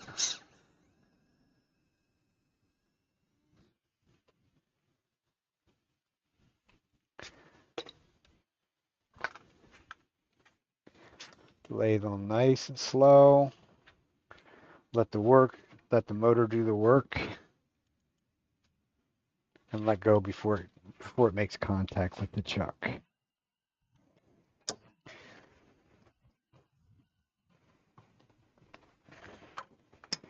It's not new. I just don't use it that much. It is much faster to do that, but this is sort of a production kind of a thing. It's just a worm screw. That's what they call it. Nothing more than a big screw. You can actually make a homemade one and use like a number 14 screw or something like that. Use a really big wood screw through a wooden plate, and it'll do the same thing as what the manufactured ones are. This is going to be a flat rim kind of a bowl.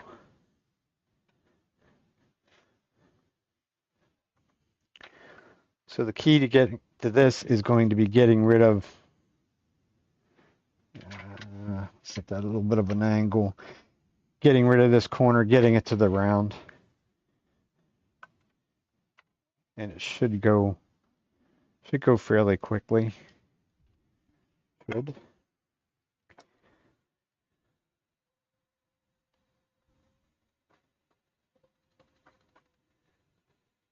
But of course it's out of balance, so it's going to have to go slow to start with.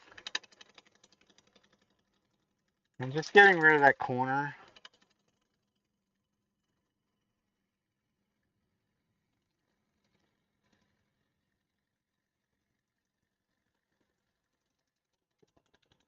And a huge piece of bark coming off.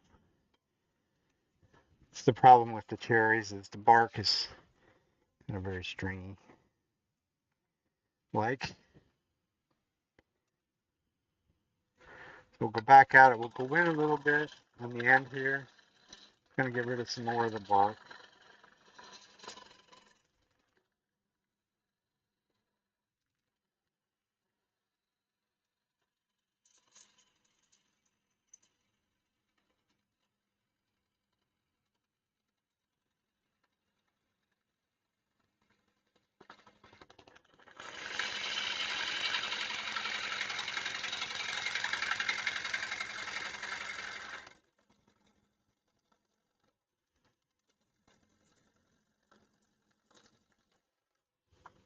It's very wet wood. It will allow me to do all kind of weird things to it. Yeah, it's just, that's what they consider it. There's actually a little bit of a burrow in it, but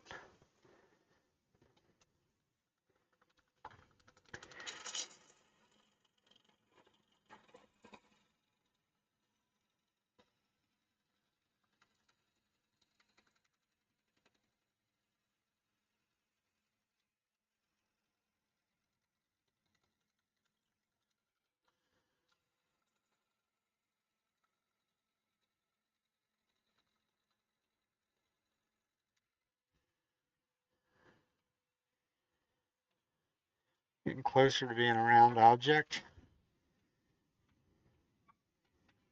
Closer. Still a little bit of cambium down there. We'll need to shrink that down a little bit.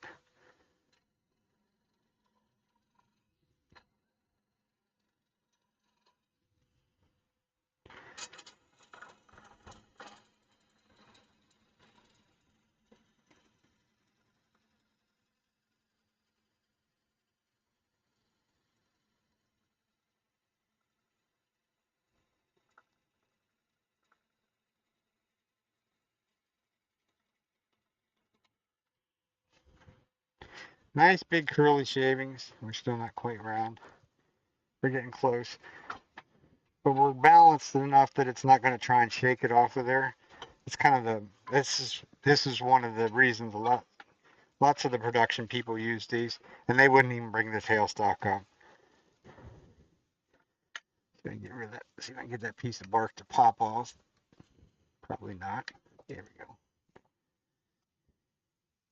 But when I do it this way, I have total access to the bottom of the bowl right away. I mean, I could have flattened off the top and put a tenon on it like I do a lot of times. This is just kind of a little bit of a quicker way of doing it, I guess you'd say. So now we have that flat.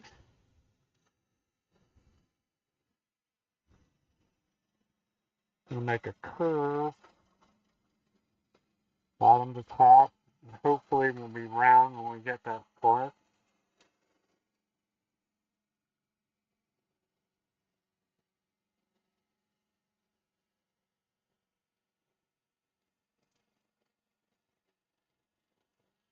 And we'll slow way down at the top so that we don't splinter a big chunk off. And are we round? Yes. Tiny bit there, but we have to straighten out the top, so that'll become round. So This is going to be a green to finish kind of a piece. I'm going to put a much smaller tenon on it, I think. That's my plan.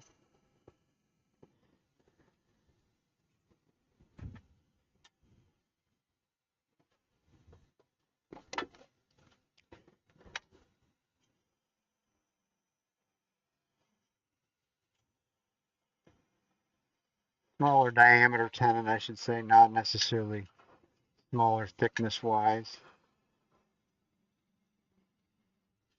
Flatten that out. We really won't need that center point though. And a little bit more to grab onto. Now that's the big handle one. Want the smaller handle. I'm not a fan of the the big tools with the big long handles on them.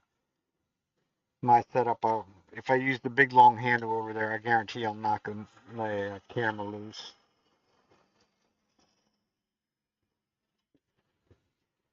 Let's do that. Go back in like I normally would. Go right into that. I went right into that corner where the jaws are going to meet, and that's where that curve is going to start from.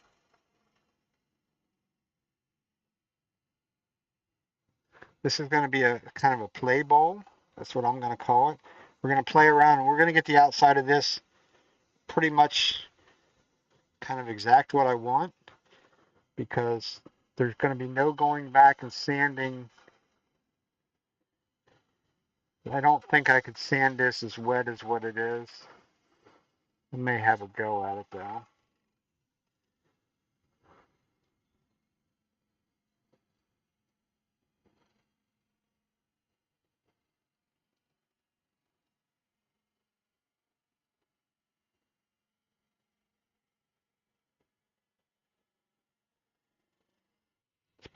It's been quite some time since I've actually messed around with really super nice and wet wood. But really wet wood will let you do some really interesting things. We'll make this thin enough to see through it. Clean up my tenon.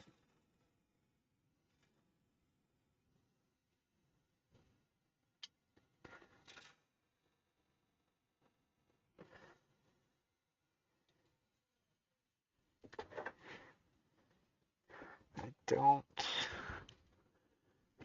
let's try it once. I don't think it'll let me use a scraper on it. Like I say, this is all about the play and learn, or play and learn, I guess you'd say. It is giving really nice shavings, but that doesn't mean it's actually cutting it very clean. Although it did, because there's some little little blimps up there.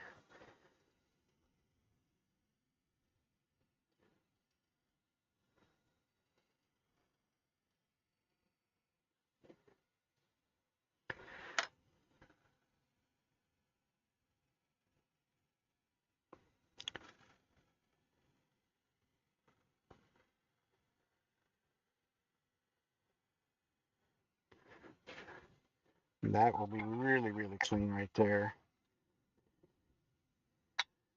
Go back and clean that up there a little bit.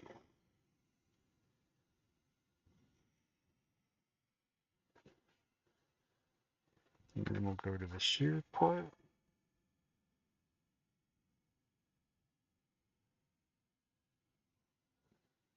Nice and clean.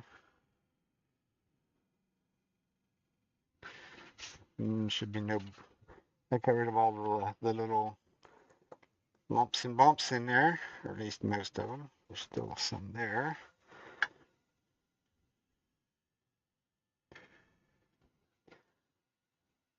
Generally because right in that area is where I stopped and started. In order to start this tool, I'm not going to go in and touch and then move. I'm going to be moving when it touches makes contact with the wood. So that's nice and clean. So that's our outside done. Now let's see if we can fight with this. We want the next size bigger. They're still hard to get loose. They're very hard to break loose, put it that way, as you can see. But it was easier than the other one, so we're getting there.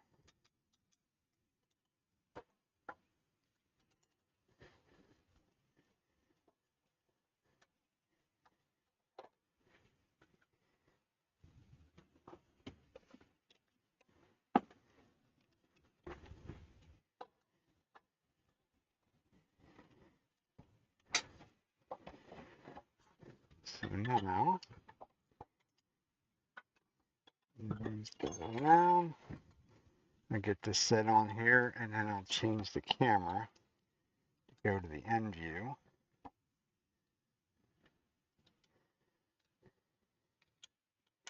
And then we'll haul this out. And then we'll see, do we have that? Yeah, we do have that light. Because I was trying to light through the side. And that will be how I gauge the wall thickness. Like I say, it's been quite some time since I've done any. But you can blow them up pretty quick. It's not overly exciting when they blow up though. Because generally they will wait till they are very, very thin before they blow up. So it's not as exciting as one might think.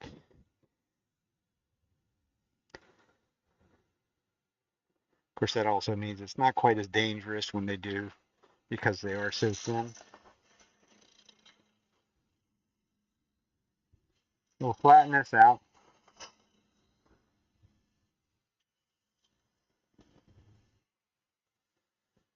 Okay. Not quite. This needs to be nice and flat up here at the rim.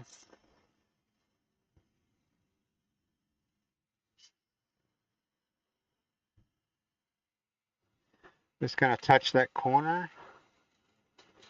I don't want to round it much because there's not going to be much left when I get done with it. So now we got to get rid of some of the middle.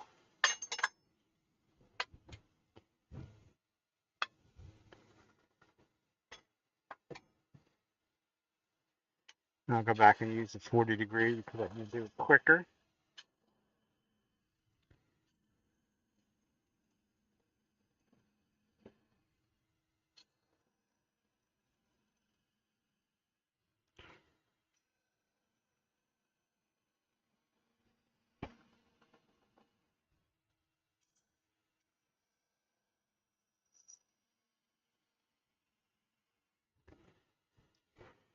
And I got to get rid of my live center. So I just bumped it. It doesn't have the point in it, but that cone is still sharp enough to put an indentation in your elbow.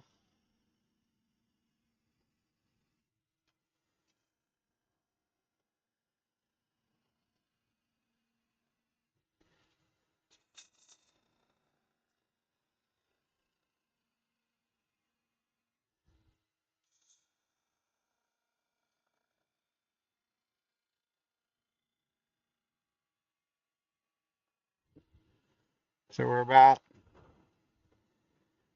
3/8, maybe a half. We'll take about half of that for now. It's going to put us down to about 1/4 of an inch of wall thickness right there.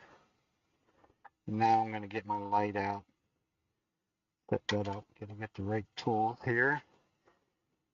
We might have to go sharpen that one. We'll see. See what it does. So we're at 1/4 of an inch there. I want to be about half that. Maybe even less than half of that would be nice. So this is the trick of getting the light in the right place. Really should bring it around the other side. If I can. This light is, I'm going to rearrange all the lights really. The light's really bright. Does it show for you? Will be the question. Not really.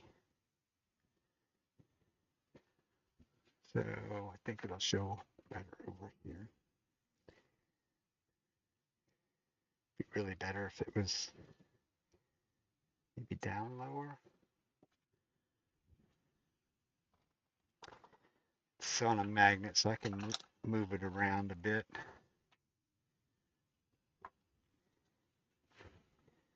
Put it down here somewhere.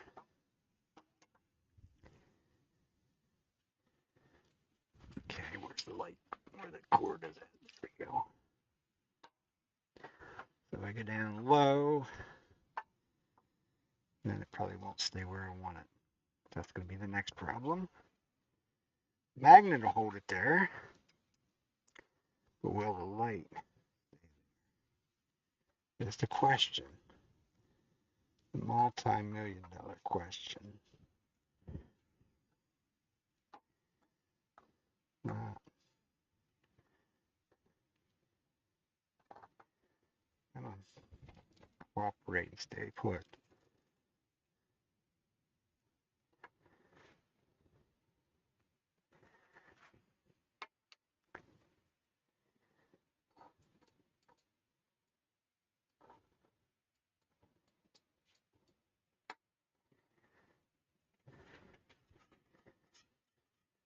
Okay.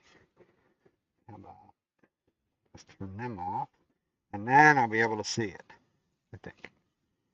We'll find out. Smaller tool.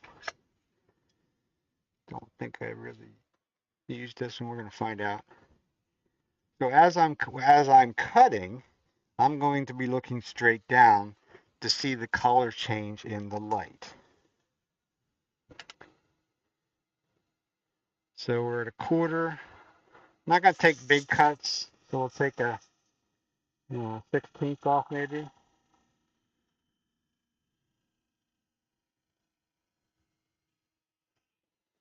Come back, clean the tip off.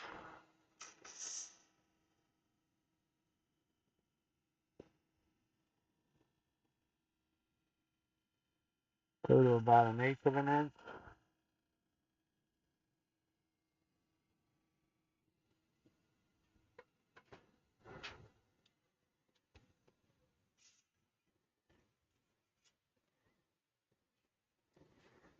It actually feels like I'm sort of getting fatter as I go down. So we're going to make another cut. The light doesn't necessarily show, but when my fingers tell me it's getting thicker, then we are at pretty much at 1/8 of an inch, a slim 1/8 of an inch even.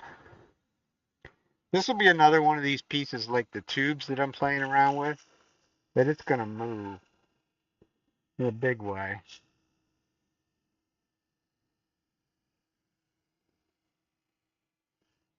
And it shouldn't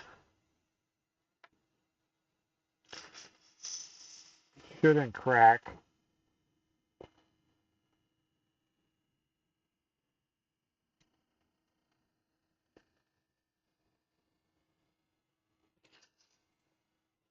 This is certainly not a project for just everybody, because I'm literally watching down here. I'm not looking at the tool at all once it's started to cut. So that feels like we're nice and feels like we're pretty uniform. Might be a little bit thicker right at the very bottom of it, but that's okay because we'll get rid of some more meat. It might.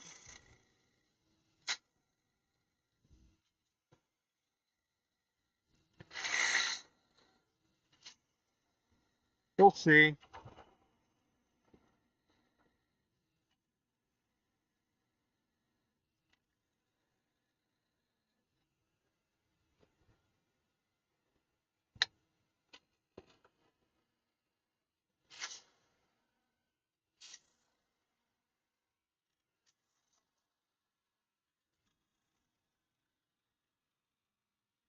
And to see whether we have to You probably will have to move the light a little bit.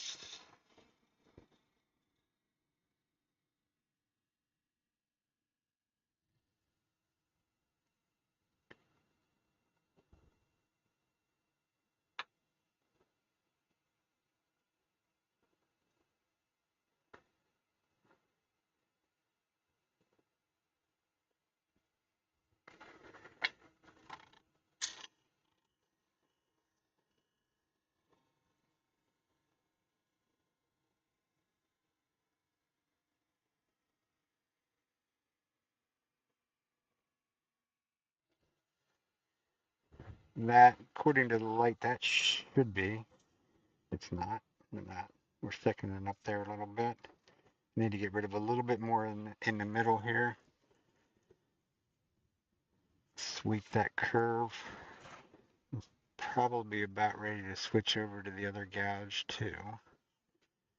Because it's not going to let me go around that curve.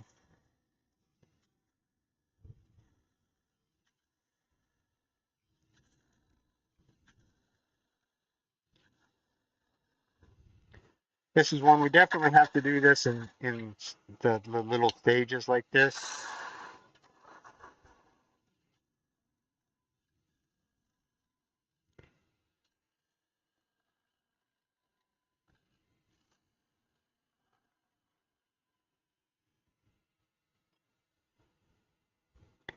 Because I certainly can't come back up here and make a cut.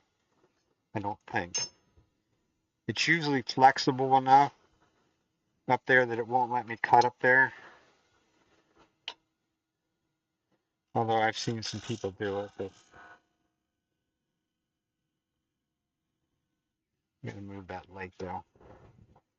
Hold up. I get this thing to stay over there. Would be better if I could get it to stay up further.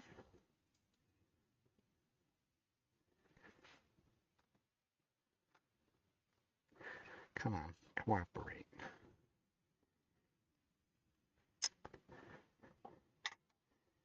How about? Oh no, it won't stay there. There's nothing to hold it there. I need somebody to sit here and hold this light for me.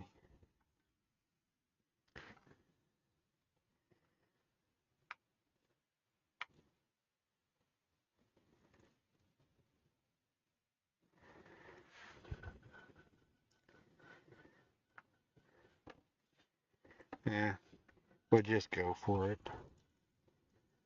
A little bit of a hump right there. I doubt it.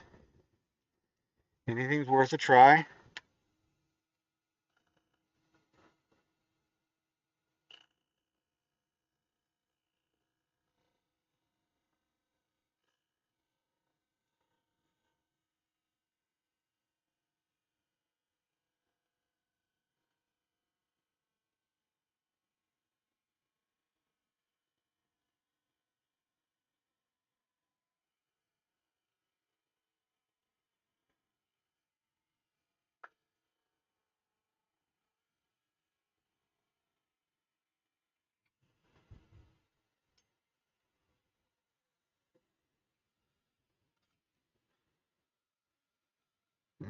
There's a little thick right there.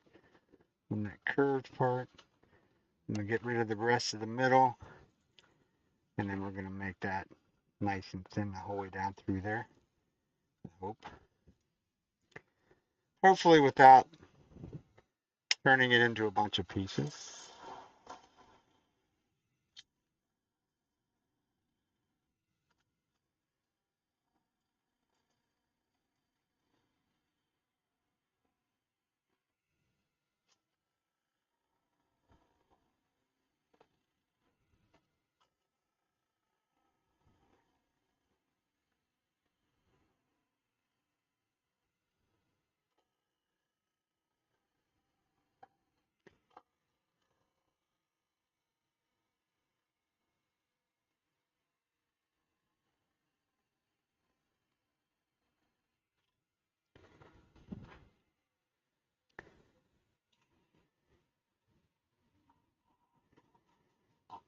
Ah, tag on it.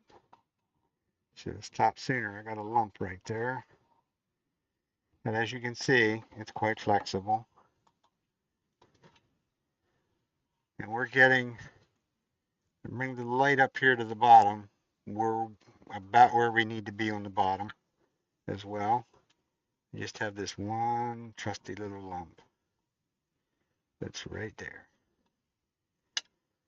Right there. I'm far enough away from the rim that it should let me pick it out, or not. I'll give it some support from the outside.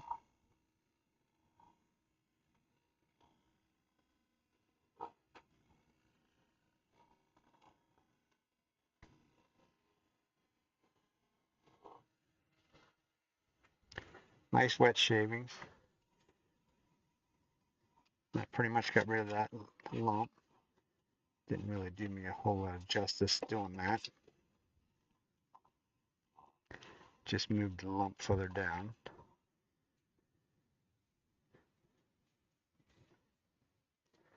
I don't have any kind of a scraper to go in there after that.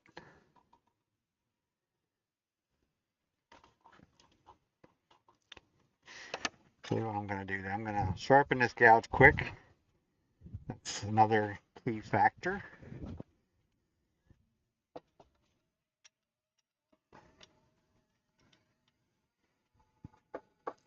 You can actually make wooden lampshades this way. This is the way that people, if you've ever seen any on social media where somebody has wooden lampshades, this is what they do. They go from green to finish turning something all in one shot and really nice and thin. And then the light will transpose through them.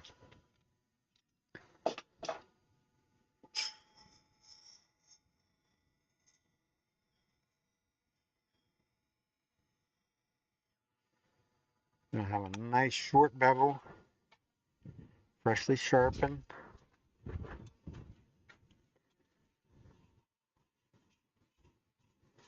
Hopefully we can have a nice, gentle, light touch. I could probably move the tool rest in, maybe it would help me a little bit too.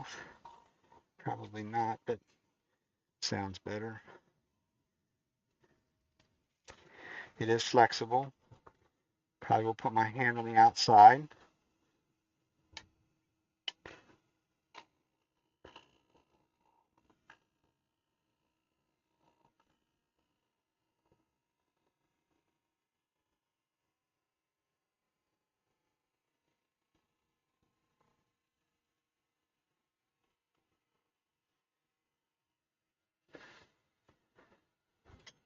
And if that feels as what it felt when I was cutting, it's like golden.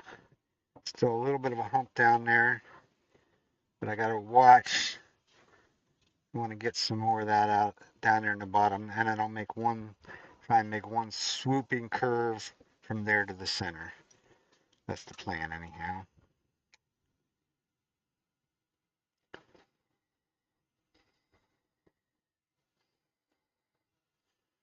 And take it center out, sort of going the opposite way you would normally see me do, just because it's a little easier right there. This is a little bit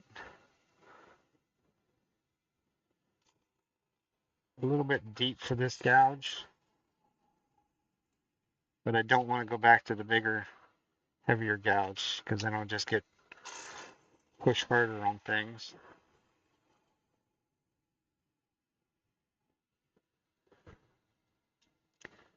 Okay. So see what our light tells us. Our light tells us that is nice and thin right there. We just have a little oopsie lump right there to get out and go straight across the bottom, and we should be golden. As I say, that's golden here. Here is about the time when you go through the bottom or go through the side. Get me some support out there.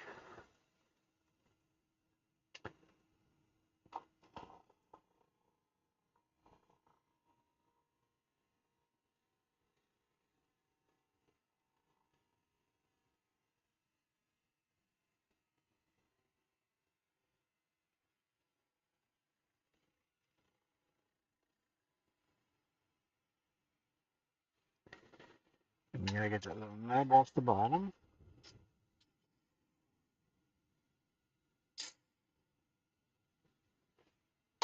That's the majority of it off anyhow. Temptation to reach in there, but you don't want to do that. And now we have a nice flowing curve, top to bottom, rather flexible,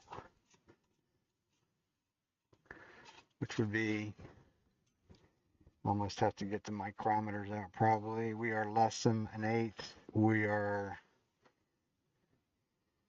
let's see if I got, this one doesn't have, go into the 30 seconds. We're in between, basically between a 16th and an eighth of an inch, probably closer to the 16th than the eighth. So that's our lampshade bowl. I'm gonna see if it'll actually let me sand it. We're gonna have to quit. We're gonna clean things up. We got rust streaks actually right coming across there. Even though I waxed this before I started, I'm definitely gonna have to clean up some things. Let me get a piece of 180. Almost sounds too clear.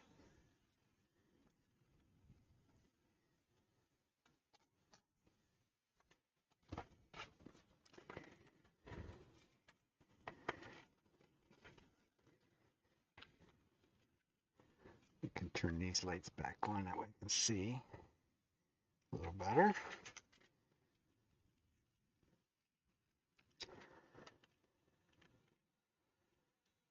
Cutter speed back. I still let it go fairly fast because this is one of the places we're going to let it generate a little bit of heat. It'll dry that surface off quicker.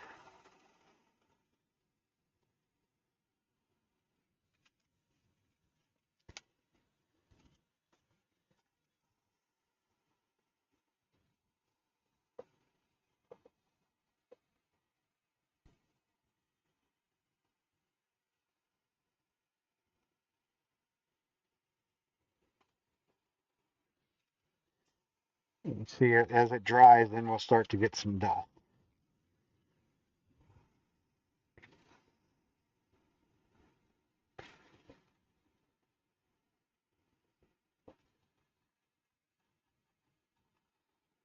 Or not.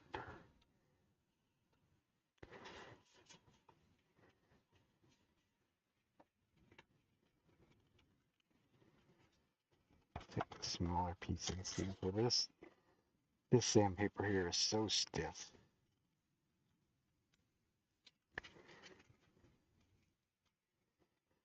Maybe we'll do it this way. See if I can break it a little bit.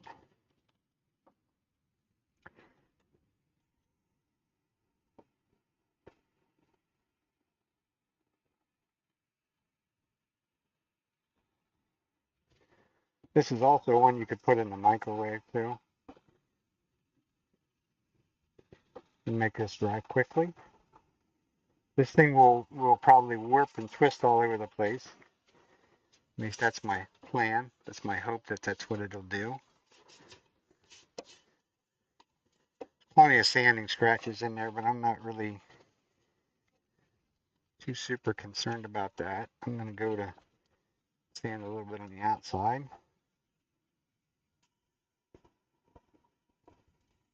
As you can see, we picked up dust almost immediately on the outside because this thing is starting to dry out.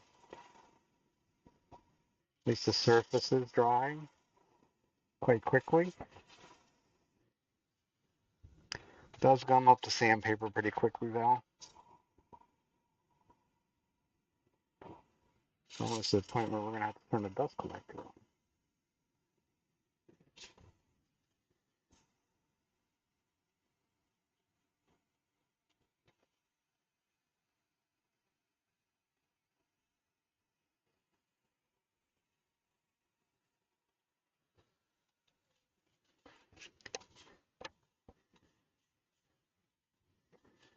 Definitely leaving Some nice scratch marks in there, but it's 180.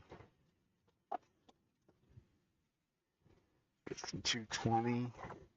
I'm not going to sand this very high because this is just a kind of a play project. But this is right now is probably the only time you can sand this anyhow, because by tomorrow this thing will be so far out of round that you won't be able to sand it.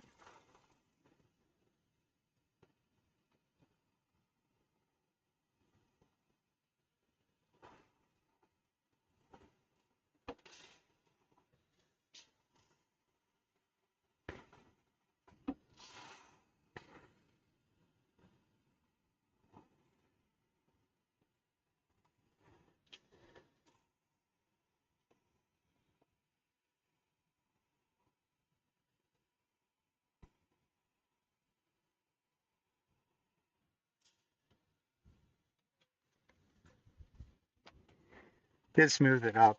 I mean, there's plenty of sanding scratch marks in there, but like I say, I'll probably just put some sort of a Danish oil or something like that on it, so it doesn't have to be sanded to what you would normally, or what I would normally sand to.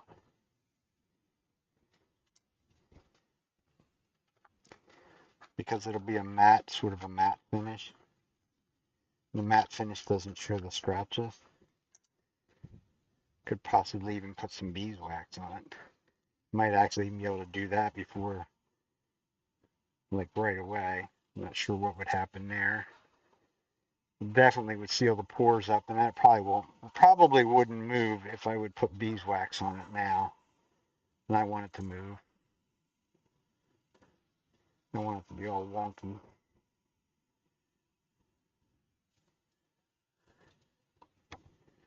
I think that's where we're just going to quit right there.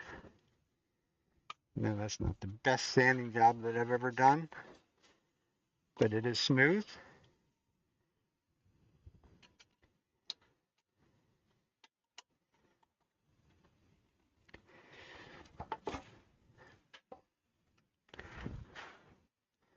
Move this light back up here where it belongs, and then we'll see just how well we did, because actually we need to finish.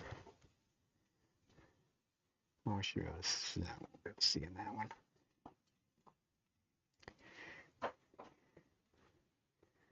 As you can see, as I move it up and across the light, it's pretty even, I would say. Actually, it's really close to being through right there, dead center. That's really bright. This actually, I need to quit blinding people with that light, for one. I actually need another.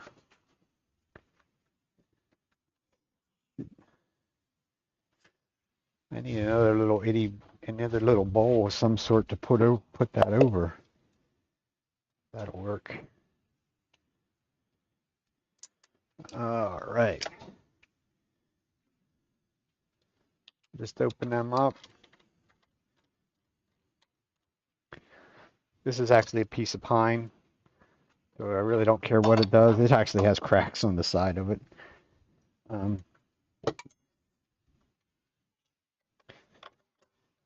But basically, I'm going to jam that right up against that chuck. I'm going to flatten out the face. And I'll put a tenon on so I can grab a hold of it. And then we'll basically make a jam chuck for that to slide up over so that we can finish that last little bit on the bottom. If that makes sense. It'll all make sense when you see it take place. Like I said, all I'm going to do is flatten this out.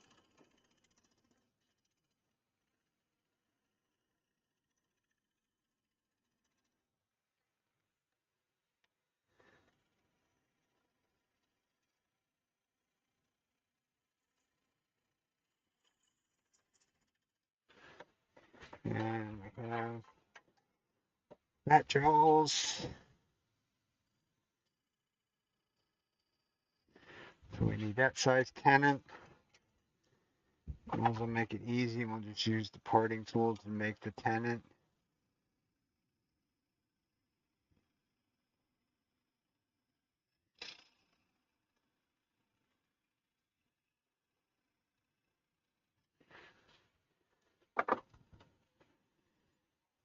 That's all there is to it.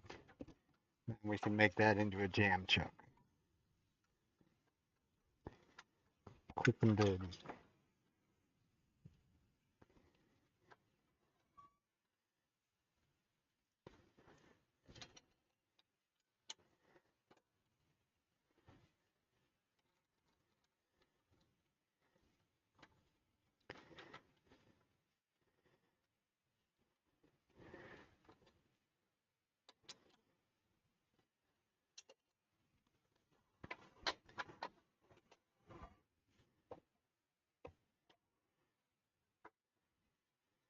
So we'll just true up the outside of it first because it's way out of whack.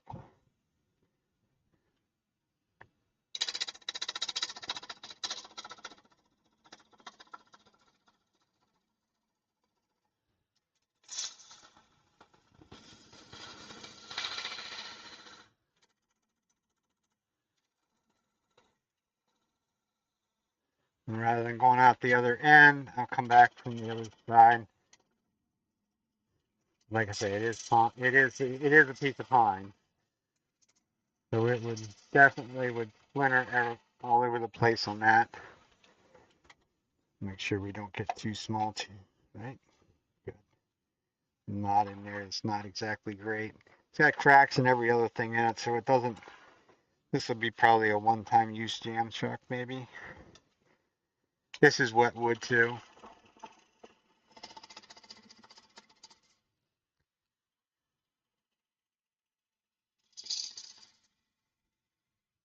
This came home from the dump, as my dad would call it. It's okay. So now, that's about 1/8 of an inch, give or take. Spindle gouge.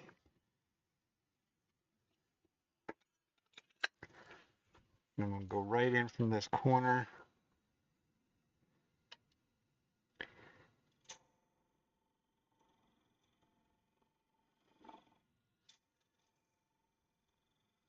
Make a little bit of a taper to it.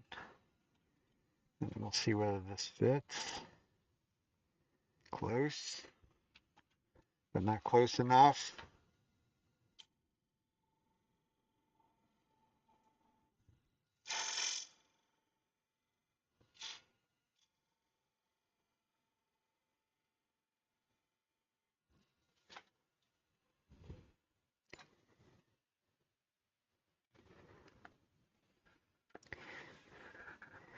It needs to be just a tad, very small tad too. More.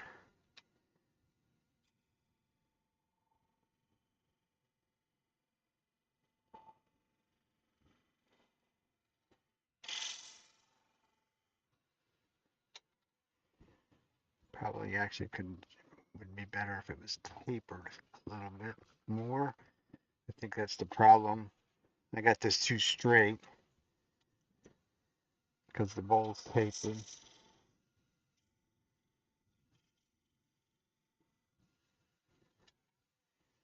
I don't normally do this, so this is kind of, we didn't get, we have to go back a little bit further because I want that to be a pressure fit. I don't want to have to pound it on, but it has to be a pressure kind of fit because it's going to hold it on there.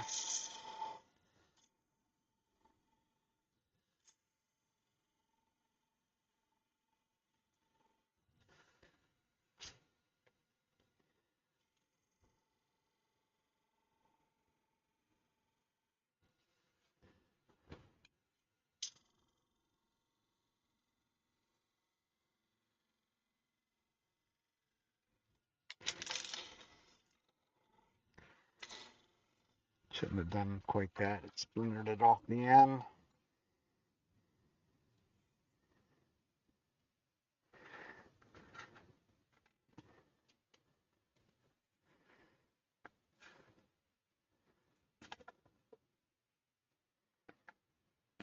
ever so close. I think what I'm going to do is use a porting tool. Take just a little bit off hanging up out here. Give us a square shoulder to go up against.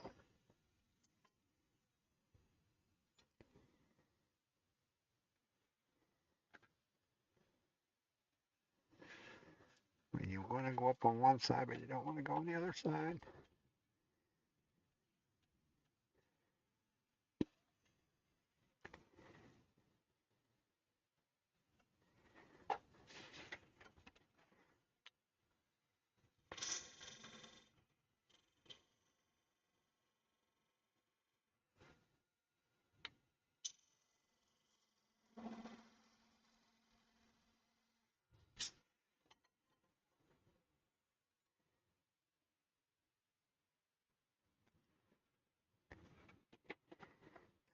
There we go.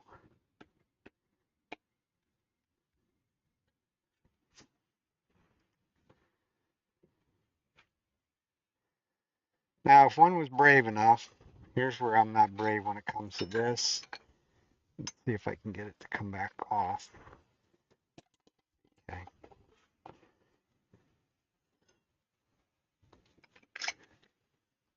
A lot of them people that use this kind of method would stop right there and say, that's going to hold that on there. No problem. Myself, I'm going to get a little piece of tape put on there so that I know that it isn't coming off. Because what will happen, it'll walk forward. And then that's when it would pop off. Because all I'm going to do to this is true up this foot a little bit to get rid of the black and just make this a little bit undercut there. And this thing will be done. But I'm going to take the 2 seconds out that it's going to take me to put this piece of tape on here and keep this thing from walking forward. Because when it walks forward, then it comes off and it would be in pieces.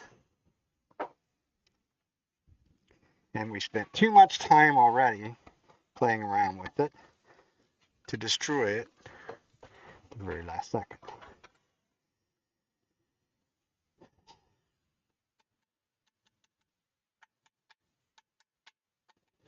And now when I was shining the light in there, I know that section down there is pretty thin. If we did everything right, this should actually spin pretty true.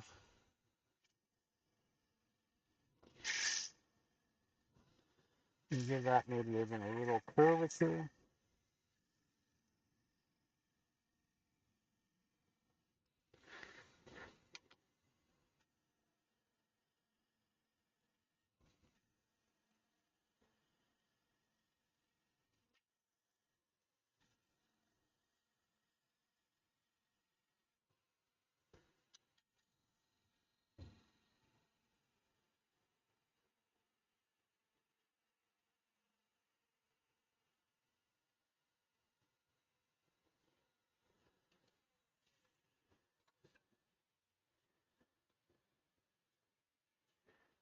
And a little bit of black left in there yet.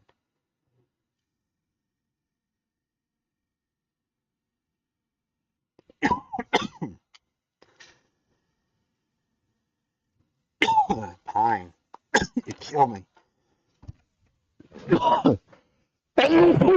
Damn, sorry. Make sure we're undercut a little bit. A little. Not flexible in the middle, so it's evidently thicker than what I thought it was. Or we'll have a hole in the middle. One of the two. Okay. It's where you say, quit while you're behind. Give that area a little bit of a sand.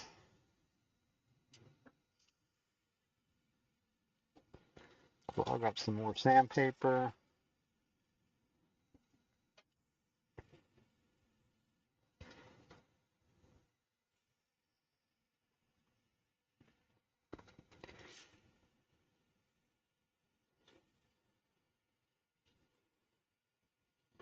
Give it a little round over.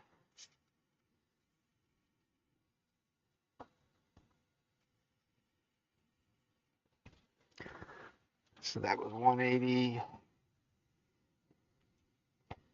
Hit a little 220.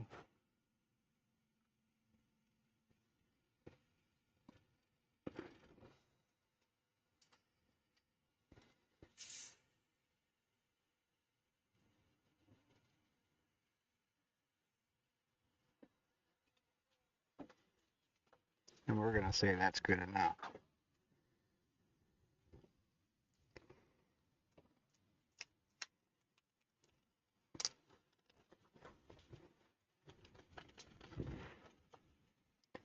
A lot of people swear by these, the magic of the jam chuck like that.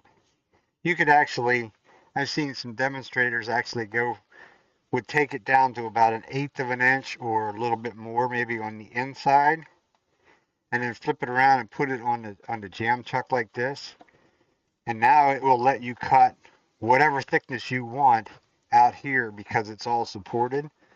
So in some ways it's a better, maybe better way to do it if you want to go really thin like that. Definitely can't leave it on there too long. But it is flexible. Could be more flexible. But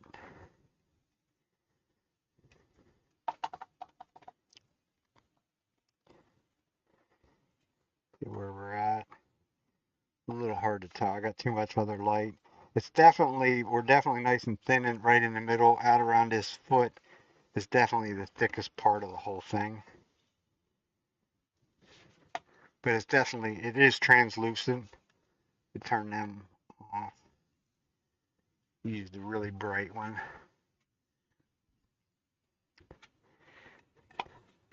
Now it doesn't want to cooperate and spin around. Definitely lets light go through. To me, it looks like it's pretty even. So another one of them kind of play projects, and do it with some wood that chances are this stuff is not gonna, probably won't dry very well for me anyhow. So you might as well play around and do something like this with it. At least one of the pieces of it. There it is, a bowl that's less than an eighth of an inch, pushing the 1/16 of an inch mark. According to my eyes, that's like right on about a 1/16 of an inch thick. According to the light, it's pretty consistent wall thickness the whole way down through. So we'll sit this over here. I might put it in a bag just to slow it down a little bit for a couple of days. So stop back next week and we'll see what it did. These usually will go every which way but loose. But kind of a fun project to do on a Saturday night. But for me, that's sucker almost landed on my foot. That's my little mallet.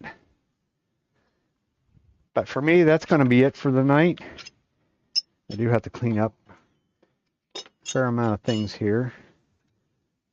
So one of the kind of the pain in the bazooka of working with really wet wood. I'll have to clean up, at least get all this wet wood off of anything around the lathe, anything that's metal. Get all this stuff away from that onto the floor. If I don't pick it up off the floor today, it's not that big of a deal, but all this stuff, and I'm going to have to clean my bedways right there again.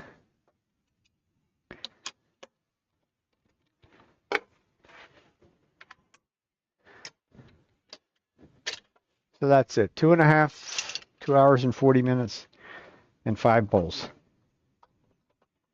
course, this last one probably took longer than any of the other ones, but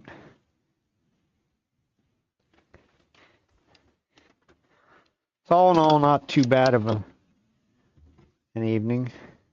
Save that for another day, even though it's all cracked up. Still could be used for another jam chuck situation.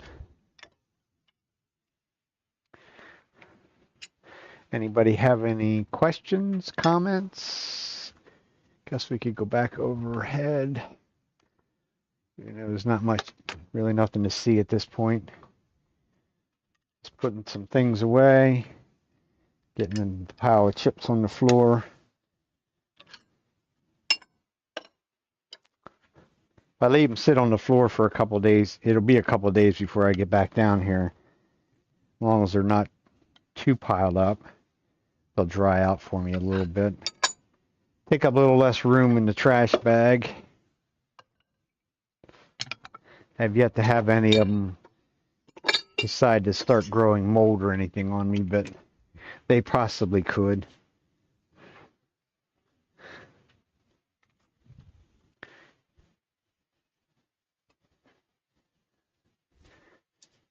It does make a mess, without a doubt. It's a fun mess, but it's a mess nonetheless.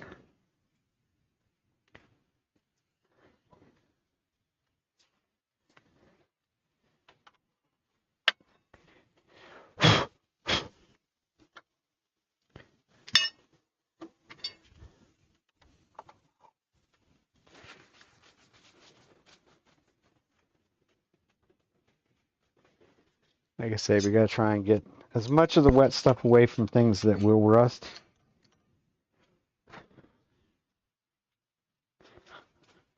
Cherry's probably not too bad as far as making things rust.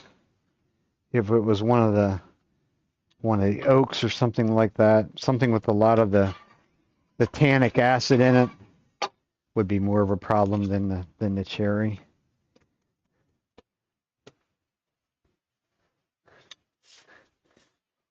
So we're gonna have to clean that up a little bit. Nothing, a little bit of Scotch-Brite pad. And I probably could just re-wax it. Would probably be the easiest.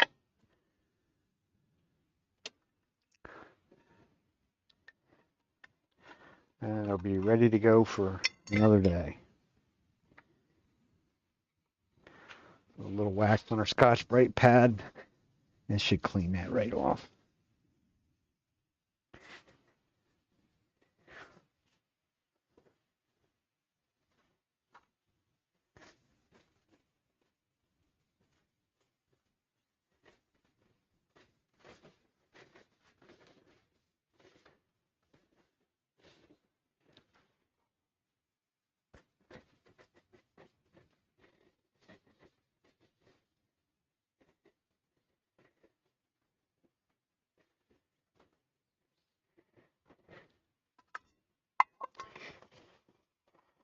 Easy peasy, little simple maintenance.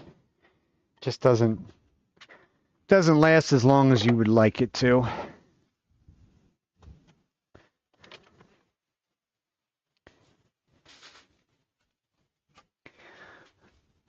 Give it a couple seconds for it to set up, and then we'll wipe off the excess. As you see, it's pulling off the dirt and all that good stuff with it.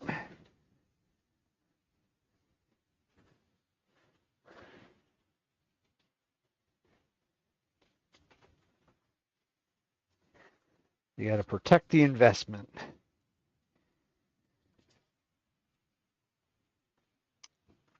That's it. That should slide nice and easy across. Of course, there's probably a bunch of gunk up underneath that too. I did just clean that tonight, but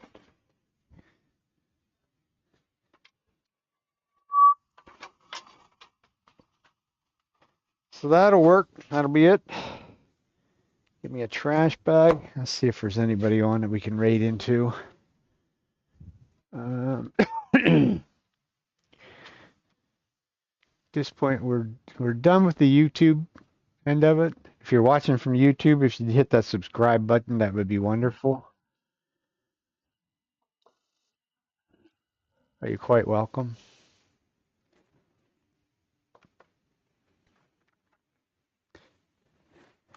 And then we will go back over to Twitch.